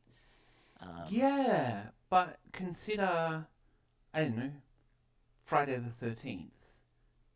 Like, you get half an hour of that, and then an hour of people getting murdered, yeah, right? If you I translate haven't that seen to it. LARP timelines, it's quite good. The sound design is excellent. Mm. If you give it like translate that to LARP timelines over a 48, you're killing people on Saturday morning, right? Mm. Yeah. Or in a freeform, you're killing them an hour in, and they're sitting there watching for the next two. Mm. Mm. This Um, brings anecdotes to mind, but I don't know if that's a derail from where we want to take the What does it bring conversation. to I don't mind? know. Let's talk about. I don't know. Like I wanna let's talk about exciting new ways to run horror labs. Like you can talk about things that people have done in the past that you would like to do better. Well, maybe to expand on that anecdote a little bit, to Mm. make the implicit explicit, right? Because Swiftly mentioned the like unspoken code. Now, I won't say which LARP this was, but I was in a game where a bunch of people wanted to murder somebody, and As you do. um, as you do, this person was a newer role player and sort of didn't necessarily choose the timing on when they were telegraphing their Yeah. story. So me and like a bunch of people spent like quite a while actually keeping that person alive so that they would die in the right time. um, and it was challenging because the player being new, they didn't even know how much work went into keeping them alive. I think they slowly cottoned on later, that like there It's was a fun this story to tell. concerted effort from the Yeah. players to make sure that this person didn't lose their fun, right at the start. Yeah. So and that would have been a lot easier if we'd actually all had Just said like it. GM had said it. Like I think we tried to say it as players, but like maybe if the GMs through the kind of said this sort of stuff as well, Yeah. of set their culture, Yeah. yeah, to make it a bit easier. Let's make that culture explicit, make that pacing kind of more explicit and easier to access for new people. I mean, Um, without giving too much away, because I know that Shannon plans to run meditations multiple times. It has been explicitly stated to us as players, like if we die, what will happen, and if there is an off-limit time frame or not, and that felt so there's an intentionality there that That's is really a little cool. yeah. comforting because Everything it makes feels very intentional with that design. yeah. Yeah, I can't wait. I'm so I feel like I'm gonna learn so much 'cause horror is my jam. Um, but there's such a big gap between enjoying horror and being able to write and play good horror, Mm. and that's what I'm gonna be learning this year, what good horror looks like in LARP and how to replicate it. One thing that we did with Zeppelin when we were doing horror storylines, it wasn't a horror game, but we had horror parts. Hmm. Oh, I've One, heard. right, I and have one so many things, Zeppelin stories. and one thing that we did was we would murder NPCs, where we would be like, okay, NPCs, you're going to come in with the players and you're going to behave like a player, and this is the role. Like people would be like, oh, I'm going to play an NPC, and we're like, yeah, cool. Can you tell your friends you're going to be a player, and then we'll like kill you. Um, and that's one thing you can do that's pretty effective. We even had one who played the full event and then spent a year lying to people about his player, so that we could kill him at the start of event 2, just to make people go, oh shit, they're serious. That's great. Um, and we were just like, yeah, yeah. No, like you be the NPC. Your job is just to Secret. make a character, and that was why one of the things I was interested about, where we were talking about lying to your out of character as well as in character. And I'm like, I worry that it's a slippery slope, um, because of how some games have gone with that, right? But then sometimes it's a very effective tool. But would it have been just as effective if we didn't do it? I don't know. I don't think so. No, it's a better No, because story if we don't. killing NPCs as shock value in LARP loses its glamour so quickly. Yeah. It feels like a baseless threat to the players, or at least when I've experienced it. Because the moment that you said they pretended to be a PC for X amount of time, then we killed them, I'm like, oh my god, that must have been so cool for the players. Yeah, right. Some of them, Because and there's some a of them difference were like between oh, not happy, but it's fine. well, I feel like there's a difference between deception and masking the truth as part of design. Hidden play roles is different too. Yeah, To because lying to all your friends about being a monster in the background. Yeah, that was deception is such yeah. a negative word, but in a way, you're just not showing your hand Yeah, until it's necessary. Yeah. yeah, Yeah, that's definitely what I felt with for Babylon 4. But it was also I'm like I'm still very new to this community, and I am doing this very big kind of thing. But I had really good communication with the STs as well throughout the yeah. whole thing. So if I had any questions, I was just like, Darren, can we discuss? We did because we did have a few meetings throughout as well, to make sure I was comfortable with where it was going um, and all of that. Especially like right before the second last session, It was actually the day after um, Dance of Ribbons that we had this big meeting of being like, all right, here's the plot points, because I was missing a session as well. Yeah. So we were running through what Matilda did during the session I was away, which was murder someone. Wait, That your doesn't seem character fair. murdered something while you were away? Yeah, I pushed someone How out of could an you? airlock. They had information that needed to be suppressed. Okay. And then That my seems orders fair were and to kill reasonable. everyone else who knew Okay. that information. So I was actively trying to kill other PCs during Yeah. that session. Which is great. So the first person who really cottoned on was Ben, who realized, I'm like, just quickly out of courage, like, I know what you're doing. Like, yeah, yep. Love Yes, it. I am actively trying to make you fall and die right now.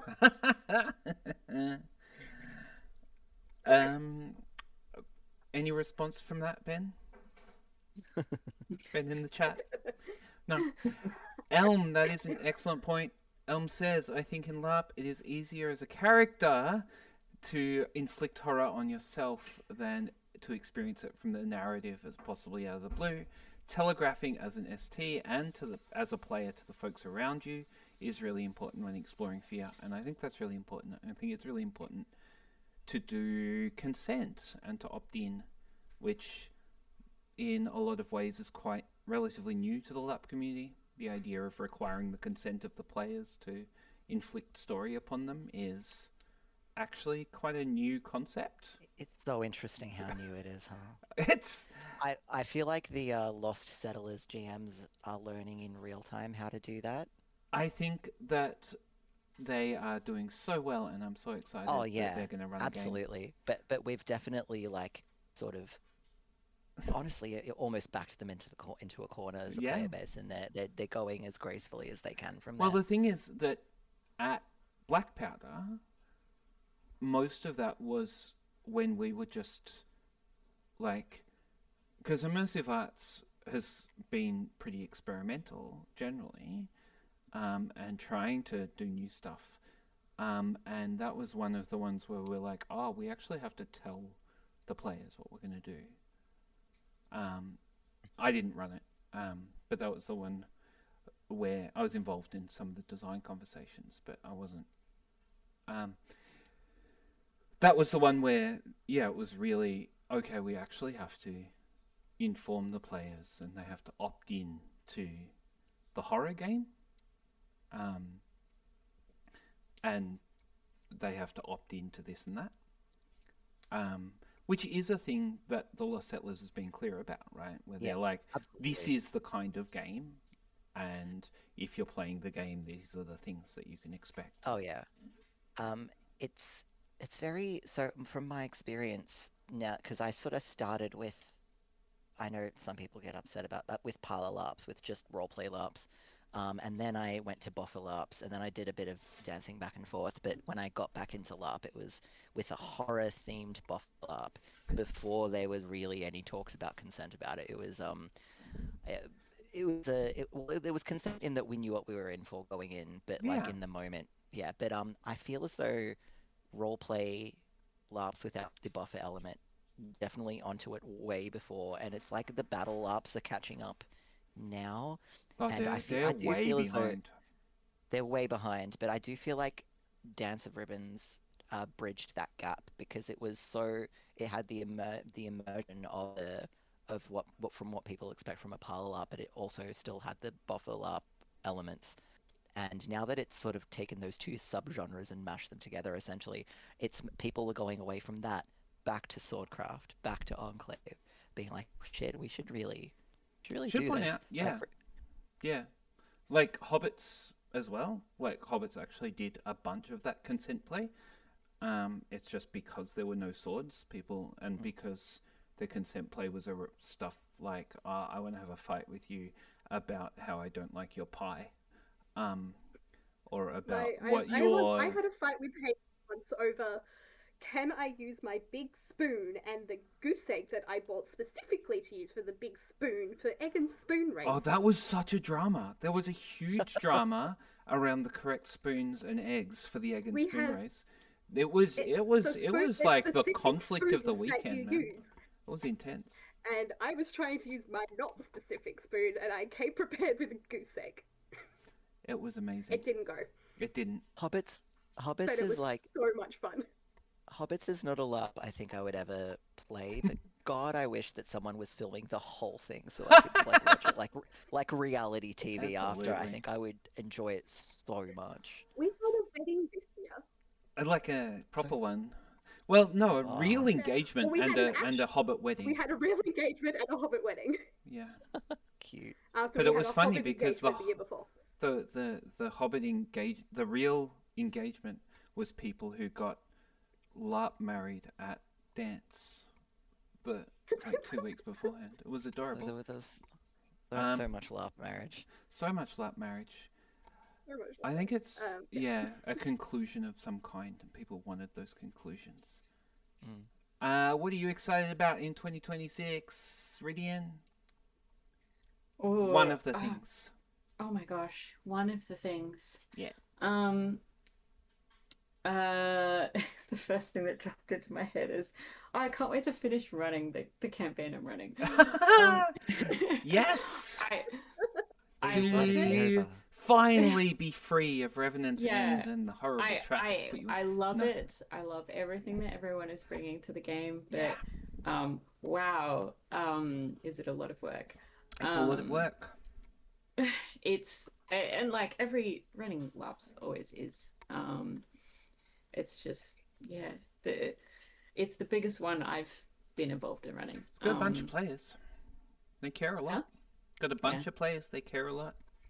but also like cool lots planned, and I can't wait to see how it comes to, how it lands. Seeking the landing is the challenge. Oh, right. um, and I'm excited to get back up to Fenno, and um, yeah, I'm excited to hear all the stories. My gosh, there's so much going on to look forward to. It's so hard to pick one thing. So people, pick one thing. Well, you've already mentioned meditation, so I'll try to pick something else. I'm looking forward to Drakenfest because Mm. I I have been on the ref team since the Festivals. start. Yeah. And it's been wonderful watching how it grows every year. Um, and I now have an established character there that I saw his name is Lamplighter Ector, and I have the job of lighting all of the lamps in town in the evening, like me and my lamplighter team, but also like in character as a lamplighter, so that it's got like the maintenance aspect out of character. And then I was also on the player comms team, so there was like an info desk, and in character I would help them with out of character stuff. And I accidentally just I was very tired. My costume wasn't finished. Like I was working on it through the LARP, and I just created this very old, tired Greek man that made a big impression on everyone. So I'm now gonna be playing him in the city every year.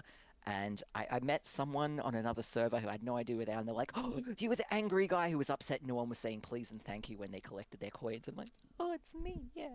Um, I'm look I the way that Drakenfest builds its lore is it essentially has no lore, and as it goes over the years, the players all build it Mm. together, and being a part of that now feels really powerful, like similar to how we built LARP history with a lot of other big LARPs, and I love being part of Yeah. that, and I'm excited to see what other shenanigans will be happening this coming year. Also, like, yeah, that's part of the explicit contract at Drakenfest, right? Yeah, Where it's like, no, this is not an ongoing world that you're coming into. This is its own place that you get to write while you're here. and people can bring anyone, like they can bring their, you know, self-insert OC from some fantasy, and just because people come in through portals, and it's in that way it's Do very they still have player the thing where friendly. you get the stats based on how many hours you played your character for? Oh no, no. Oh, thank goodness.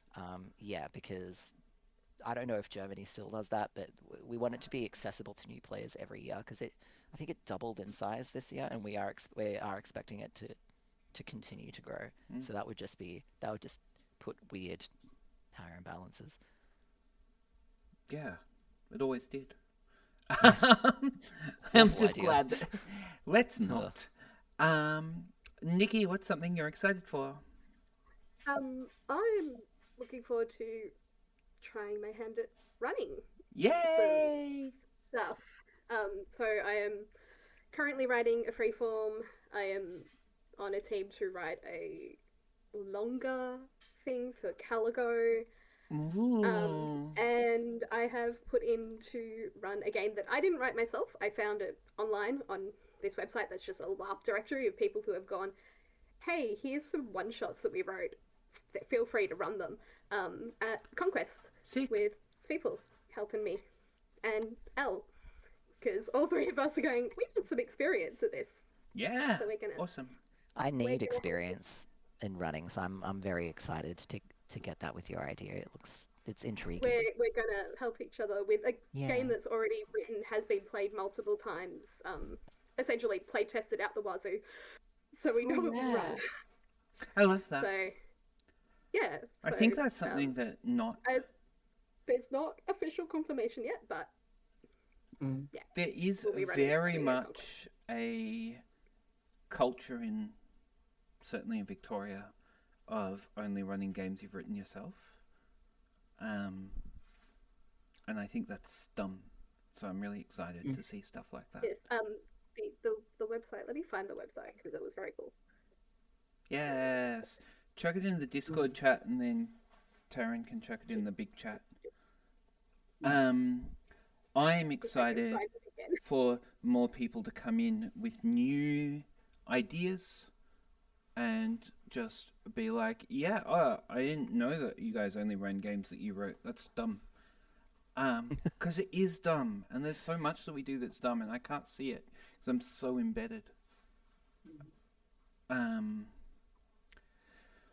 Okay, what is one thing that you're going to make sure comes into your play?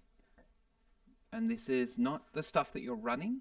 This is your player characters, and the way that you play your player characters. What is a thing that you're going to make sure comes into your play in 2026? Anyone can go first. I have two things. Can I cheat? You may. It's not Okay, cheating to so say two things. the first one is, so I met a lovely person called Herbert recently, who is a friend of Lenny's. They're originally from here, but they live in Germany and they work for Herbert and Lenny. Schneider. Are they like a friggin' comedy duo from the 1930s? You'd think so, right? It's a bit like Leno and Woodley. Yeah, amazing. Herbert works for Berg Schneider. Delightful. Yes, and he makes props and puppets and like animatronic, like I'm talking like full like person puppets like the Skeksis. And Yeah, sick. and like he was showing me pictures and like he makes set props for the big LARPs, the big, Nordic LARPs and the big Buffalo LARPs over there. Like he gets paid to do it. And he was showing me all of his work and I felt my inner child be like, we're doing that. We're doing that, people. We're doing it next year. So I have to figure out what LARP I'm going to make a puppet for, but it's happening. Ridian did beat me to it, as did Lance. Ridian made this. It was for a tabletop, but they made two puppets for this tabletop that was quite darling. But now, like, it's my turn. It's my turn. Puppets. Oh my god, I want to see more. Yeah.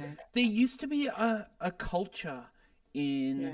the weekend LARPs where they would make sure there was one big new monster for everyone. And you would go and you'd be like, holy shit, they built a Drider. Or holy shit, they built like a giant ant or an Umber Hulk or like whatever. And then the NPCs would all fight over who got to be it. But it would be, they were so cool. And I had the Drider for a while in my garage. I would put it on for Oh parties. my gosh.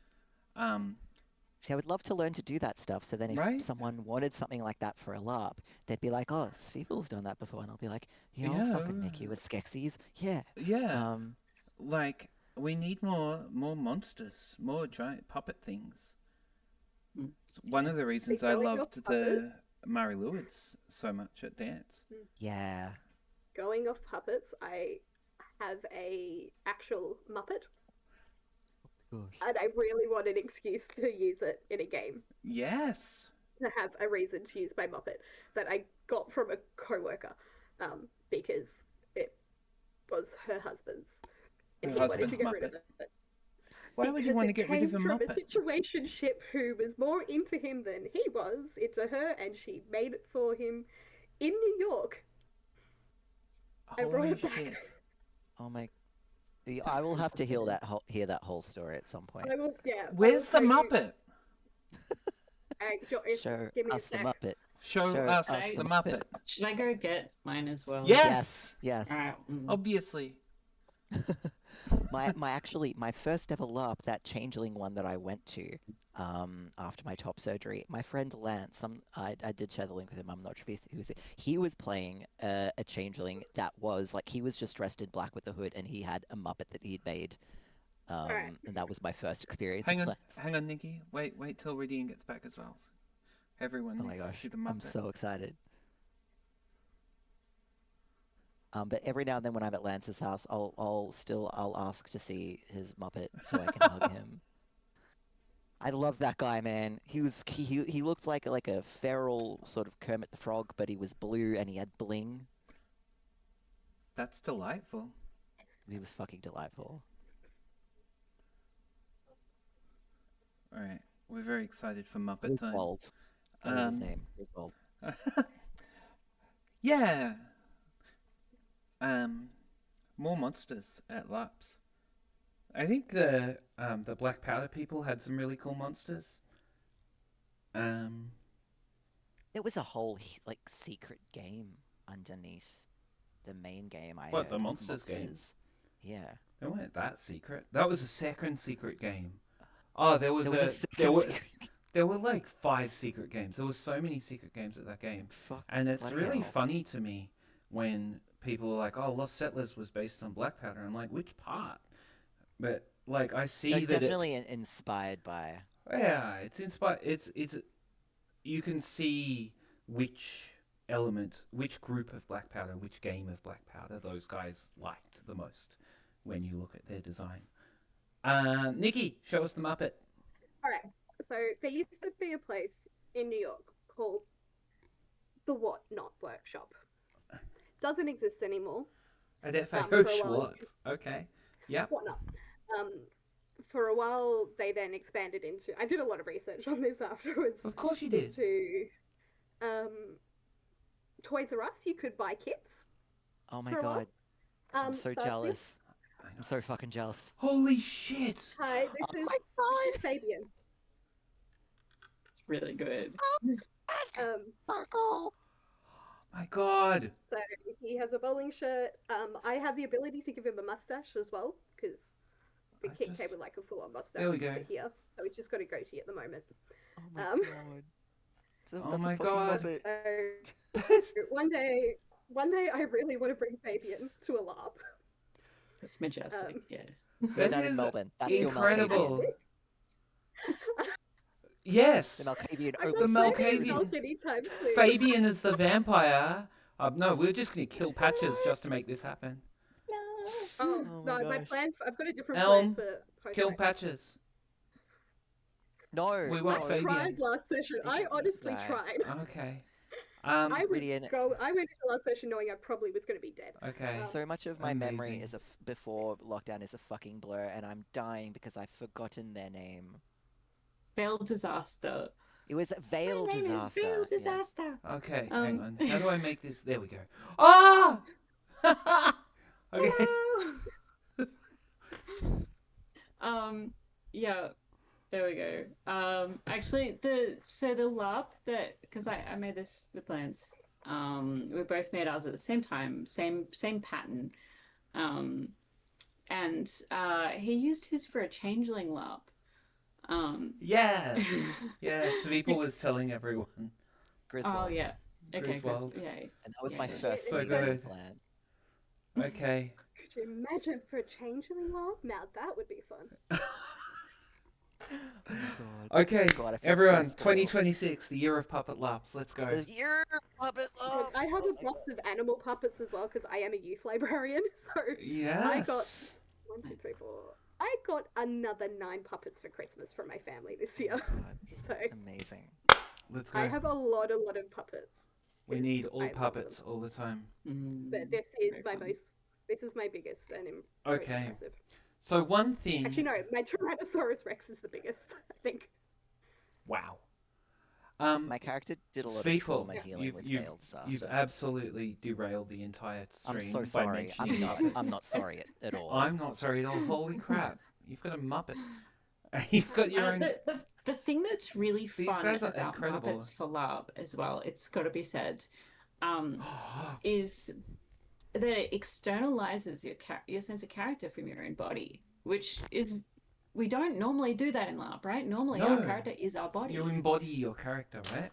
Yeah. Yeah, but it's really interesting seeing how it changes the dynamics of how people interact with your hand, the eyes go here, and then yeah, I don't know if you mentioned this about Lance's Muppet, but that was the game I watched him do things with take risks with his character that he hadn't beforehand, like in previous games we've played together. So Okay, can we do like a new lap where everyone plays a puppet except for one person?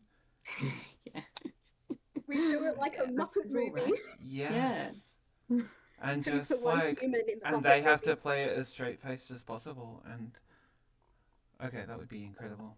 Fabulous. Yeah. One thing that Sveeple is going to bring into every lap for the rest of 2026 puppets.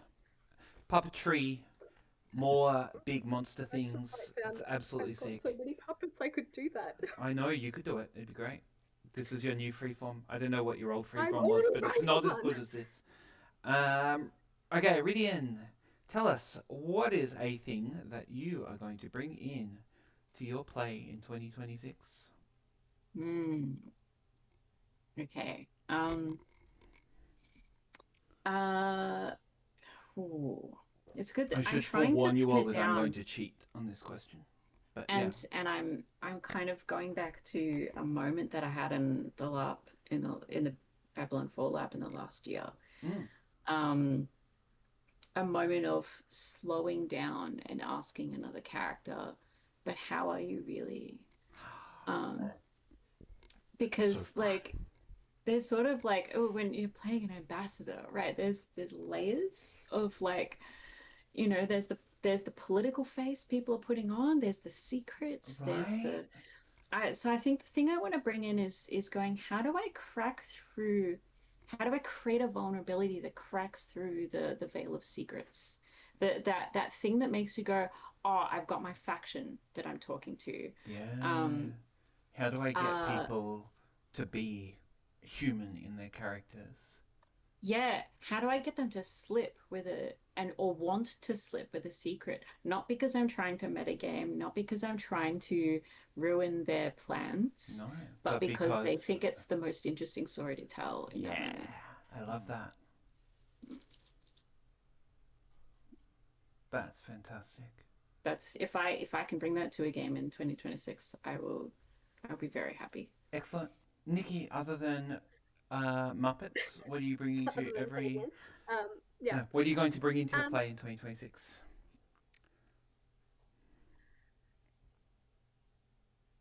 I think it's more an out of character thing is that knowing when to step back and not throw myself into everything and all the extreme plots because it's a lot.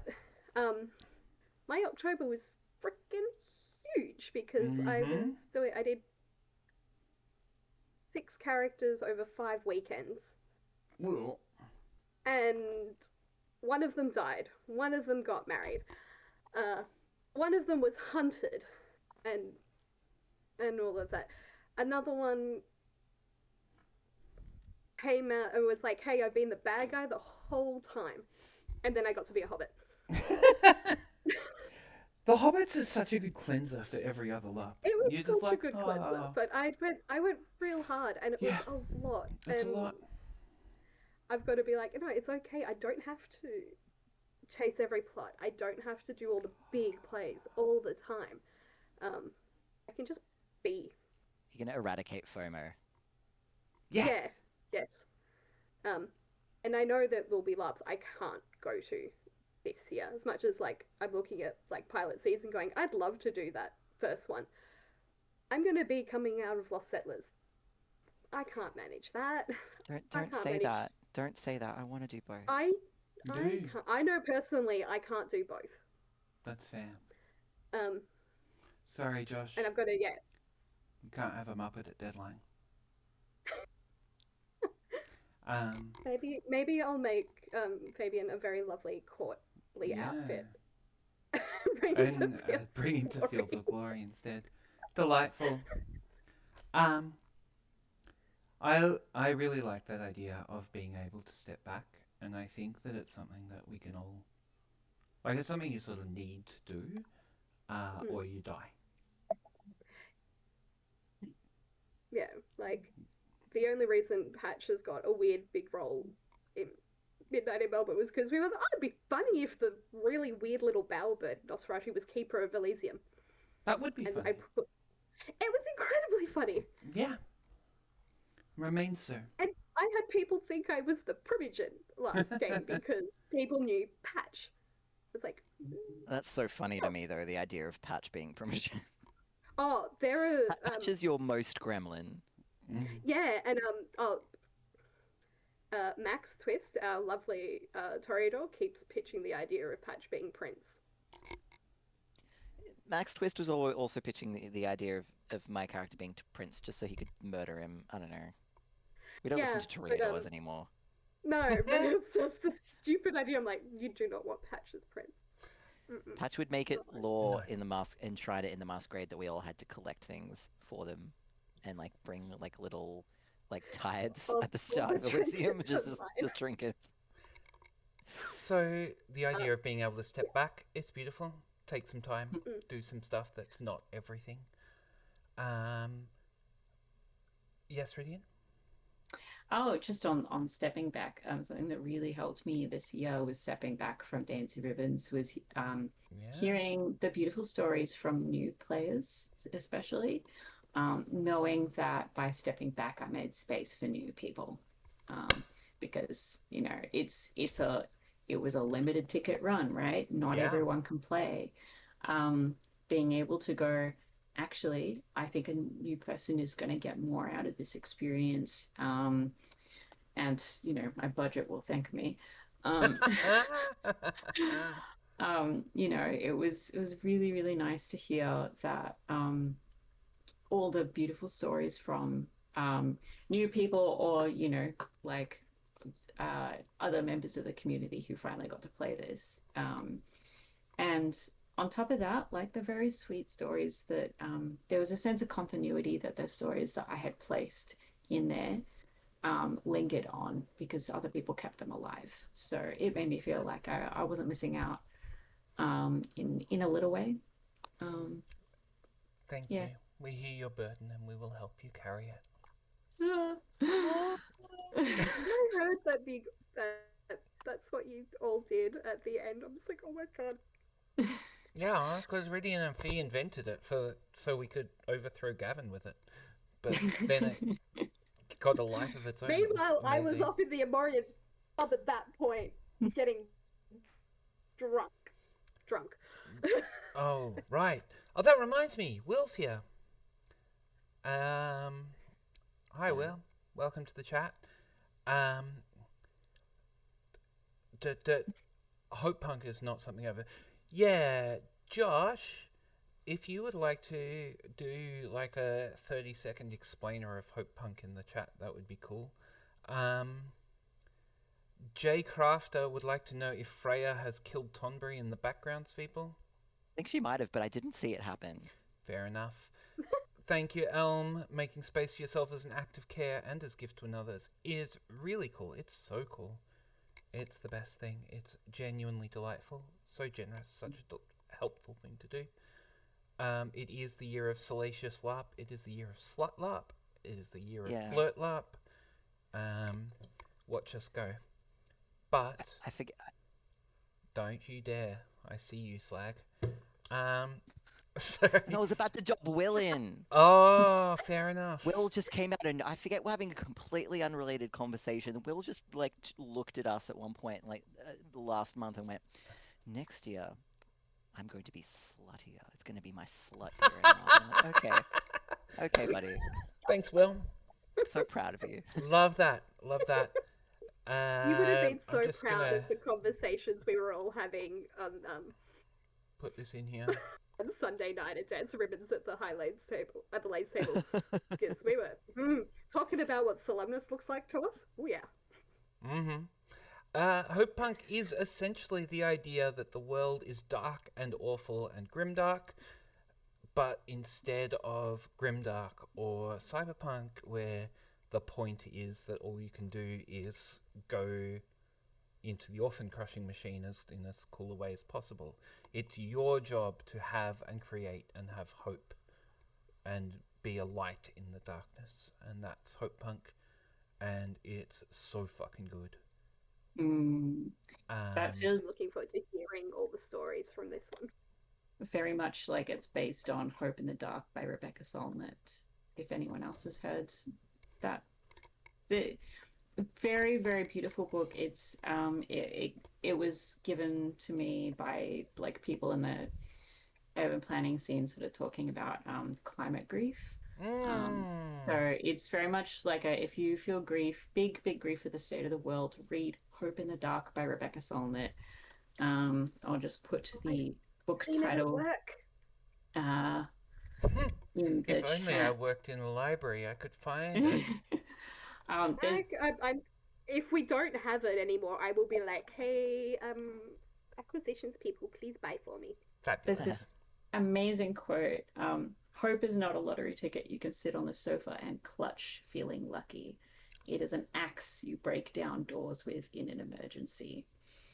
It should shove you out the door because it will take everything you have to steer the future away from endless war. To hope is to give yourself to the future, and that commitment to the future is what makes the present inhabitable. Holy shit. Take All that right. with you. Love that. That's Yeah. I will be taking that into 2026 now. I was going to say the thing I'm going to take into my play is running a bunch of side events, trying to help people do stuff.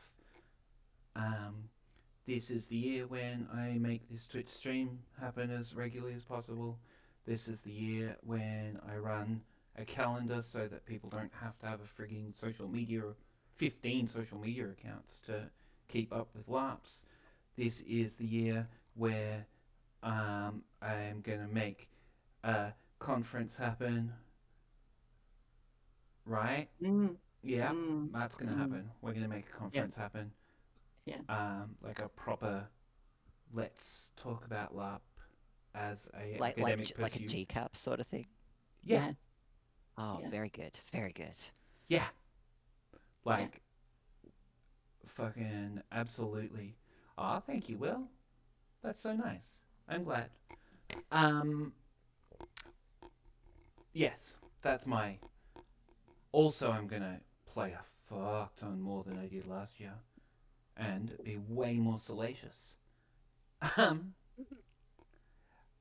What is something we are talking about?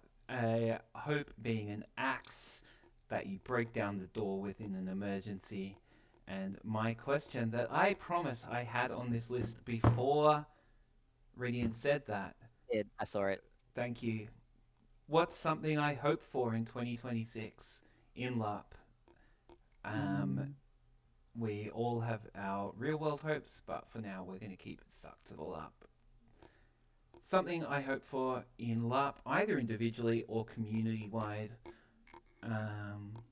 or cross community. Anyone can go.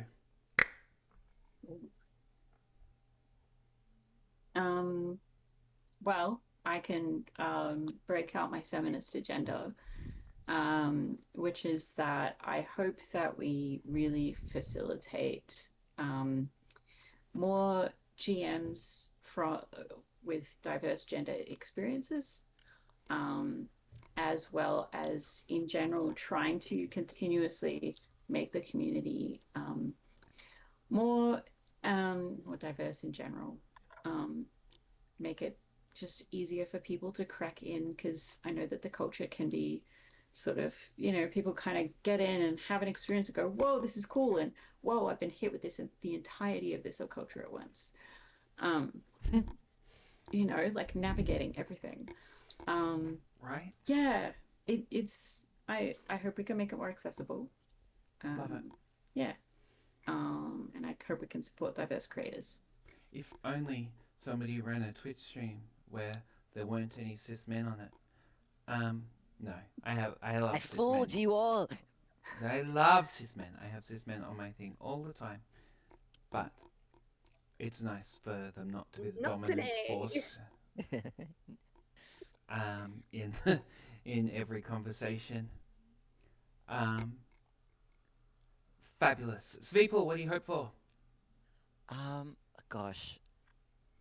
But before I say that, it was something while Ridian was saying that, I was looking at the chat Okay. and I just thought, I met all of you through LARP. I mean, Ridian and I knew of each other in video games first, but I met them in LARP, and I met you, Josie, and I met you, Nikki, and I actually so much, ADHD people, sometimes we just cycle through, Mm. different friends groups until we find the one to lay our roots in, and I've found that one now, and it's the LARP one, and like I'm just surrounded by all of these wonderful people who I met playing someone else, and then they accepted me when they met me anyway, and that's beautiful. That is beautiful. You two out of three of you have played a mum for me, and actually, as well. So Ridian will have to make that Love a my Yeah. solid. loved my son Spike, my Yeah, not son you're not son Spike. Spike. Mama loves you. But what I hope for LARP in 2026 are I I hope for so at the end of Dance of Ribbons was a very moving call to action from David and Josiah. David, they were both crying while they said this. David's like, I've just had a baby. This game is over. It's your turn. I want to bring my kid to one of your LARPs. So Ah, we've got 18 years. Uh, but we've started now. And I want this year I want to watch those seeds in the wind, and I want the community to find fertile soil for them, gentle fertile soil, and I'm really ready to watch that forest grow and see the start of it. that's beautiful. Um, you can't post pictures in a Twitch chat. Oh, sad. Yeah. People, you can PM me and I'll show you No, Lance's hang on. Muppet. Here we go. Watch this. Lance. Do you have permission Sounds from like Lance to show this? always. Yeah? Lance loves it when I talk about him. Okay. That is my experience of Lance. I love you, Lance. Okay. That's just. Yeah, This we is You've known him the Lance's. longest, and Oh that my was the god, the most tiny knowing pinprick laugh. cripples are We love Lance, absolutely yeah. cursed. Yeah. There we don't go. need permission. There's Lance and his puppet. That was a changeling that we were talking about earlier. Fabulous. Yeah. There's a Incredible. tweaking Muppet. It is a tweaking Muppet. Okay. I didn't expect it to just splash across the screen. Oh, really? Like that. Just like this? Except that you can't see it in the Discord chat, which we mostly look at. And so it doesn't quite work. It also means that you guys don't get the jokes when I put this one up. Oh my gosh, I just watched that on New It's the Year's Eve, best so I can now thing say in the I world. get that reference. Right? Okay, welcome. Anyway, my hope for 2026 is a more colourful LARP. Always. We are extremely white as a group and as a community, and I wish it wasn't so.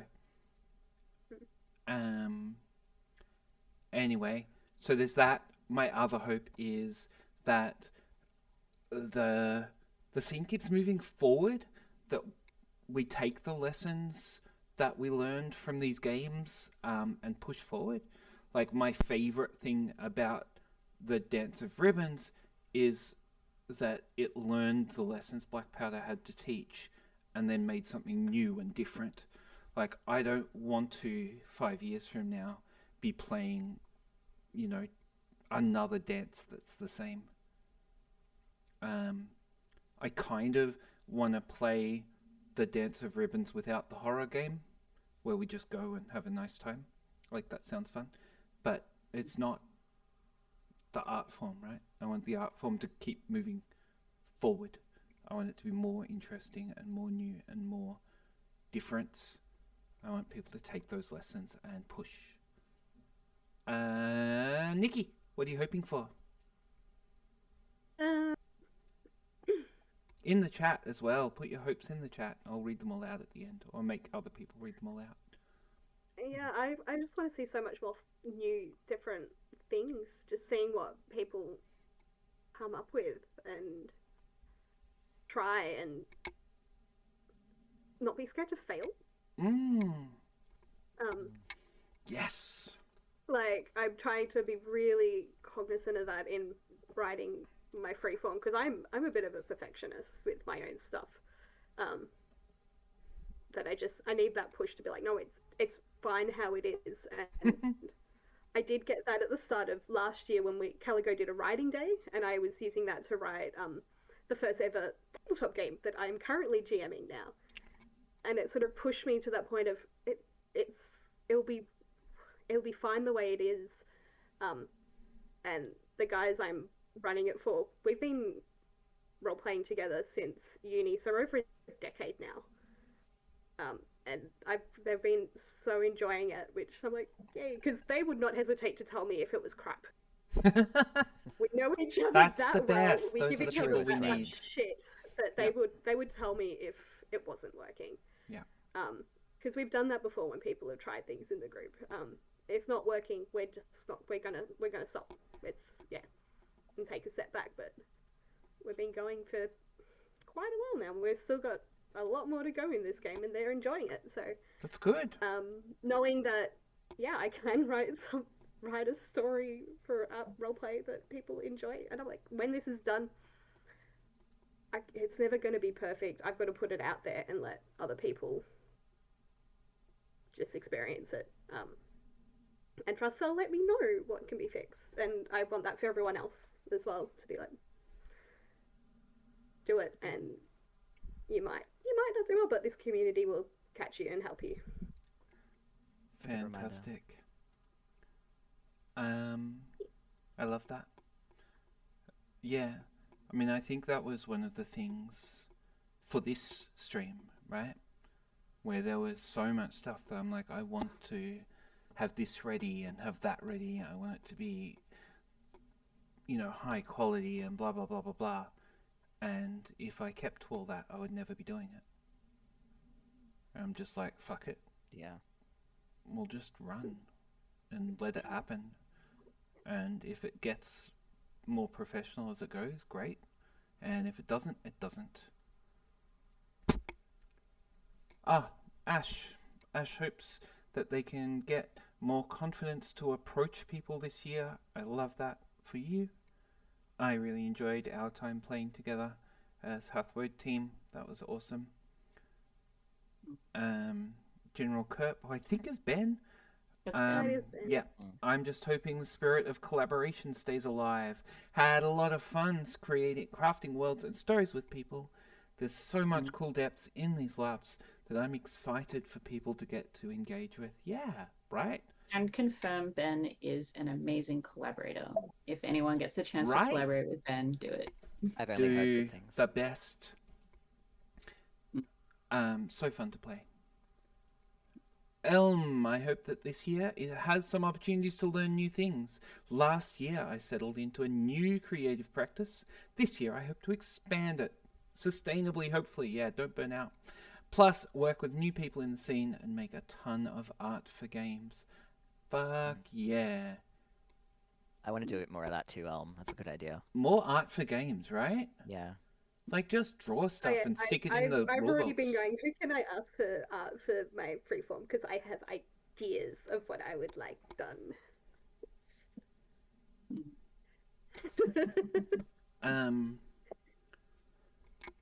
Yeah, right. More art for games, more fan art of games, actually. Oh, fan art. Right? I love that Like about Mim this so thing, much. We have Oh, so much and fan yeah, art in Midnight in Lenny's Melbourne. book. Yeah, right? Lenny's book Um, is so good. Beautiful. Such good fan art. hang Oh on, Ah, my god. Oh my Lenny. god. ah, Oh my god. So I should. for the end of Dance of Ribbons, Lenny asked us all to make they made a secret server called Gift of Ribbons, and people submitted their art, and Lenny hand bound a bunch of books for the game creators and their Oh, whole oh, that one's team. less good, but that's pretty It cool. was beautiful. yeah, Um, that's I beautiful. should find my favorite piece of fan art from from Midnight in Mim. Melbourne. Yeah, Yeah, there's so Uh, many artists in that community. There's so much fan. It's great. that is great. Will haven't is hoping seen to it. run more games. Yeah. He's got at least 2 in the pipeline, at least one of which I'm going to play. Will, you turned me down. I offered you a game. Will, I love calling Will out in front of multiple people. Sorry, excuse me, this is Will. our relationship. Will. Yeah, one Yeah, of the Will. ones I'm working on is with Will. Beautiful. Yeah, Will. What Um, the fuck, Will? actually, I'd love to to add to the like things I'd love to see and the idea of moving forwards. I'd love to see more games that think about culture, and I don't just mean like what is the play culture you're doing, but also like where does your game sit in the psyche of Australian players? There's so much that can be said, and I have said it before, and I'll say it again about how like all of the recent LARPs that like the really big ones that I can think of have had something in there about settler colonialism, whether intentionally or sometimes Or unintentionally. sometimes very deliberately going, we're not doing settler colonialism. That's not a thing we're talking about. But But that's even when they still say including that, it, right? That's it's about still it. built into Yeah, the genetic code. I love it. So having that thing of going, let's is if this is a thing that we are psychically like grappling with, that like and I think that this can also make these spaces better for people of color when we have the capacity to confront that history and to ask how is Agreed. it informing our art. Yeah. And yeah, and I'd love to see more space made for LARPers to bring their own sense of culture in. Like people, like you said earlier, about like connecting with your sense of culture and letting it inform your characters. Right. And yeah. Yeah. Worth noting, while that space was made for me at Lost Settlers, the next time because the elves were said to have, all they said was they have Greek and Slavic accents, and basically we took that and ran with it, and we built a whole Greek and Slavic culture around them. And the next time I saw Gerald at Enclave, he was like, "Yeah, I didn't expect you to do that." I'm like, "Oh, that's funny." Well, we did. So the space Well, was made, and we occupied it. But I would definitely love to see more non-European, non-white cultured presence in LARP, and not, white people making it. Ideally, we ideally. got to stop doing that. Um, Josh hopes that all the lessons they've learnt watching and playing and talking about games allows them to translate their intentions forward into their own work to gift new and good worlds to players. Yeah. Oh, that's beautiful. Yeah, I hope that works like that too, honestly. Sounds sick. That's why I'm helping. Elm says they got into Midnight in Melbourne via fan art. That's delightful. And now they're basically running it. And now they're basically running it. They've taken it over. Ivan is very much a secondary person. Will is pacing himself, and it is true that we don't want him to burn out. People, stop trying to burn out Will. It's fine. He's the cis man. He's a delight, and I need him to work on my Yeah, calendar. okay, you're right. If we could set games outside of Europe so we can have costuming that aligns better with our climate, that would be nice. I agree. Rita, why are you whining? It's very annoying. Stop. I'm not going to bed yet. Okay. I have shared in the chat if you want to show it, Josie, my favorite piece of fan art from Midnight in Melbourne. Oh, okay. Yeah, on the way. Good. I love this one so much because it's set over multiple games. Very talented artists in Mim. Okay. This Artists that can by whip stuff out Saren. fast too. Oh yeah, Saren does so much. Their Insta handle is Saren_Dipitus. _art. Just so Oh, go I think that's going follow to be a Twitch their link. Okay. lovely, Anyway. their lovely stuff. Yeah. Find an image. These are good hopes. We love them. Here is some art for everybody. The Patch Saga. So this is essentially what led up to me attacking her character. I gave her a shiny trinket, and then she uses her Auspex every time I'm trying to sneak around using Obfuscate. And then in the last session, I'm like, all bets are off. It's not Elysium. I attacked. And then found out that she's the child of the Malkavian Primogen. Oh. Yeah. That's why I was being hunted, because I attacked the Primogen's chowder. Yeah, you deserved it. Leave the Malkavians alone, you monster. Definitely. Fabulous. I learned that night that they were the chowder. Okay. Once again, choices were made. Here is an events calendar. viclarp.au. We are doing some special... Oh, I should have a little graphic for Caligo Presents. Do you have a little graphic for Caligo Presents, Ridian? We are not at that level of... Yeah, we're not there yet. Okay, fair enough. Caligo Presents in April. It's exciting. Go to the Caligo website for more. The Deadline Chronicles is in June. It's super exciting.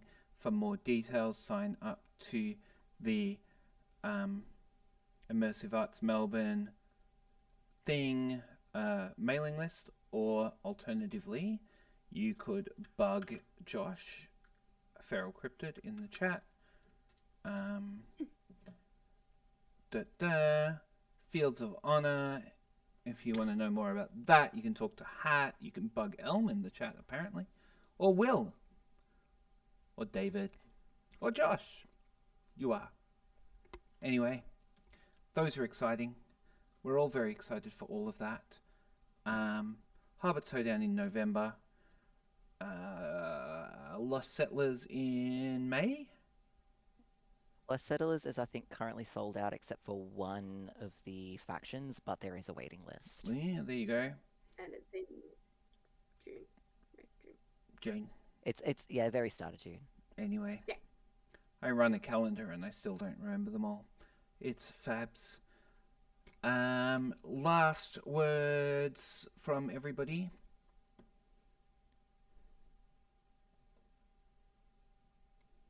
Oh. 2026 Muppet LARP era begin. Muppet LARP. Should I get Muppet LARP. Fabian out again? Bring them out. Yes. Bring them out. Bring out the Muppet. I can't find Yorick Bannerson, otherwise I'd bring him out too. Look, I don't know. Um, I have a Gengar. It's not Have a a puppet, Tonberry. doesn't count. Ugh. Okay, Ridian, go. gosh, I just remember Conquest. I promised I would plug that a little bit more. Oh, yes, Conquest. Yes. Easter weekend. Yes, there It's will going to be. be on freeform. Yeah, I don't know. Yeah, what the schedule will look like so far, but I believe that. I know they had to close the freeform applications before they closed any other applications for games because they had so many. Which I think this Oh, is wow. the first year since lockdown that they've had that many. Yeah, big it used to be competitions. ages. Like, they used to really, for quite some time, they were struggling to get things. But we can see that, currently they've got game submissions open. But as you say, I'm pretty sure Yeah, they're not accepting freeform submissions that anymore. free forms are full. Anyway, here's Tabletop? a Yeah, go link for for it. Conquest. Anything else? I think I've also got their Discord. That's the Conquest. Oh, that's the Conquest Discord. Yeah. And big shout out again to Lisa, who's both secretary of Caligo and also like a games wrangler for Conquest, and is managing our canteen at the club as well. Absolutely phenomenal work. Lisa's amazing. Can I Delightful ask human. about Caligo Presents for both myself and the room? Is there a roster of games like full, or will you be taking submissions at some Um, point? Or the games are mostly full already, so like again, more information will be incoming. But one thing that sort of pushed this towards happening was that we've convinced somebody from Canberra to come down and run some games for us. Oh, oh, that's nice. exciting. Yes, Stephen Justice, who has some fantastic Stephen different types of Justice. games. Yeah, Yeah. do you remember? I remember Stephen Justice, but Yeah. I haven't. I played one of his games like 15 years ago, I think. He's What got some great new ones. I excited. can't remember which ones are on the catalog, and I really hope the Emperor Wants a Wife is on there. Um, uh, I shouldn't say too much until like the details are actually all up though. But yeah, he'll be running 4 games, and so the rest of the slots are there's some people we've reached out to random to rerun one of his older games, and there are slots left, but I don't know how many. But also the venue that we've acquired, maybe if we get a lot of submissions, there's a possibility. I don't know. Talk to Fee, the main organizer for it. Hopefully we shall have details up within like by the end of January for everybody to know this is what is happening. Very cool. That's Yeah, very cool. very much the energy of sometimes Um, when you need something to happen, you just gotta barrel towards it. I'm gonna do something I'm very special.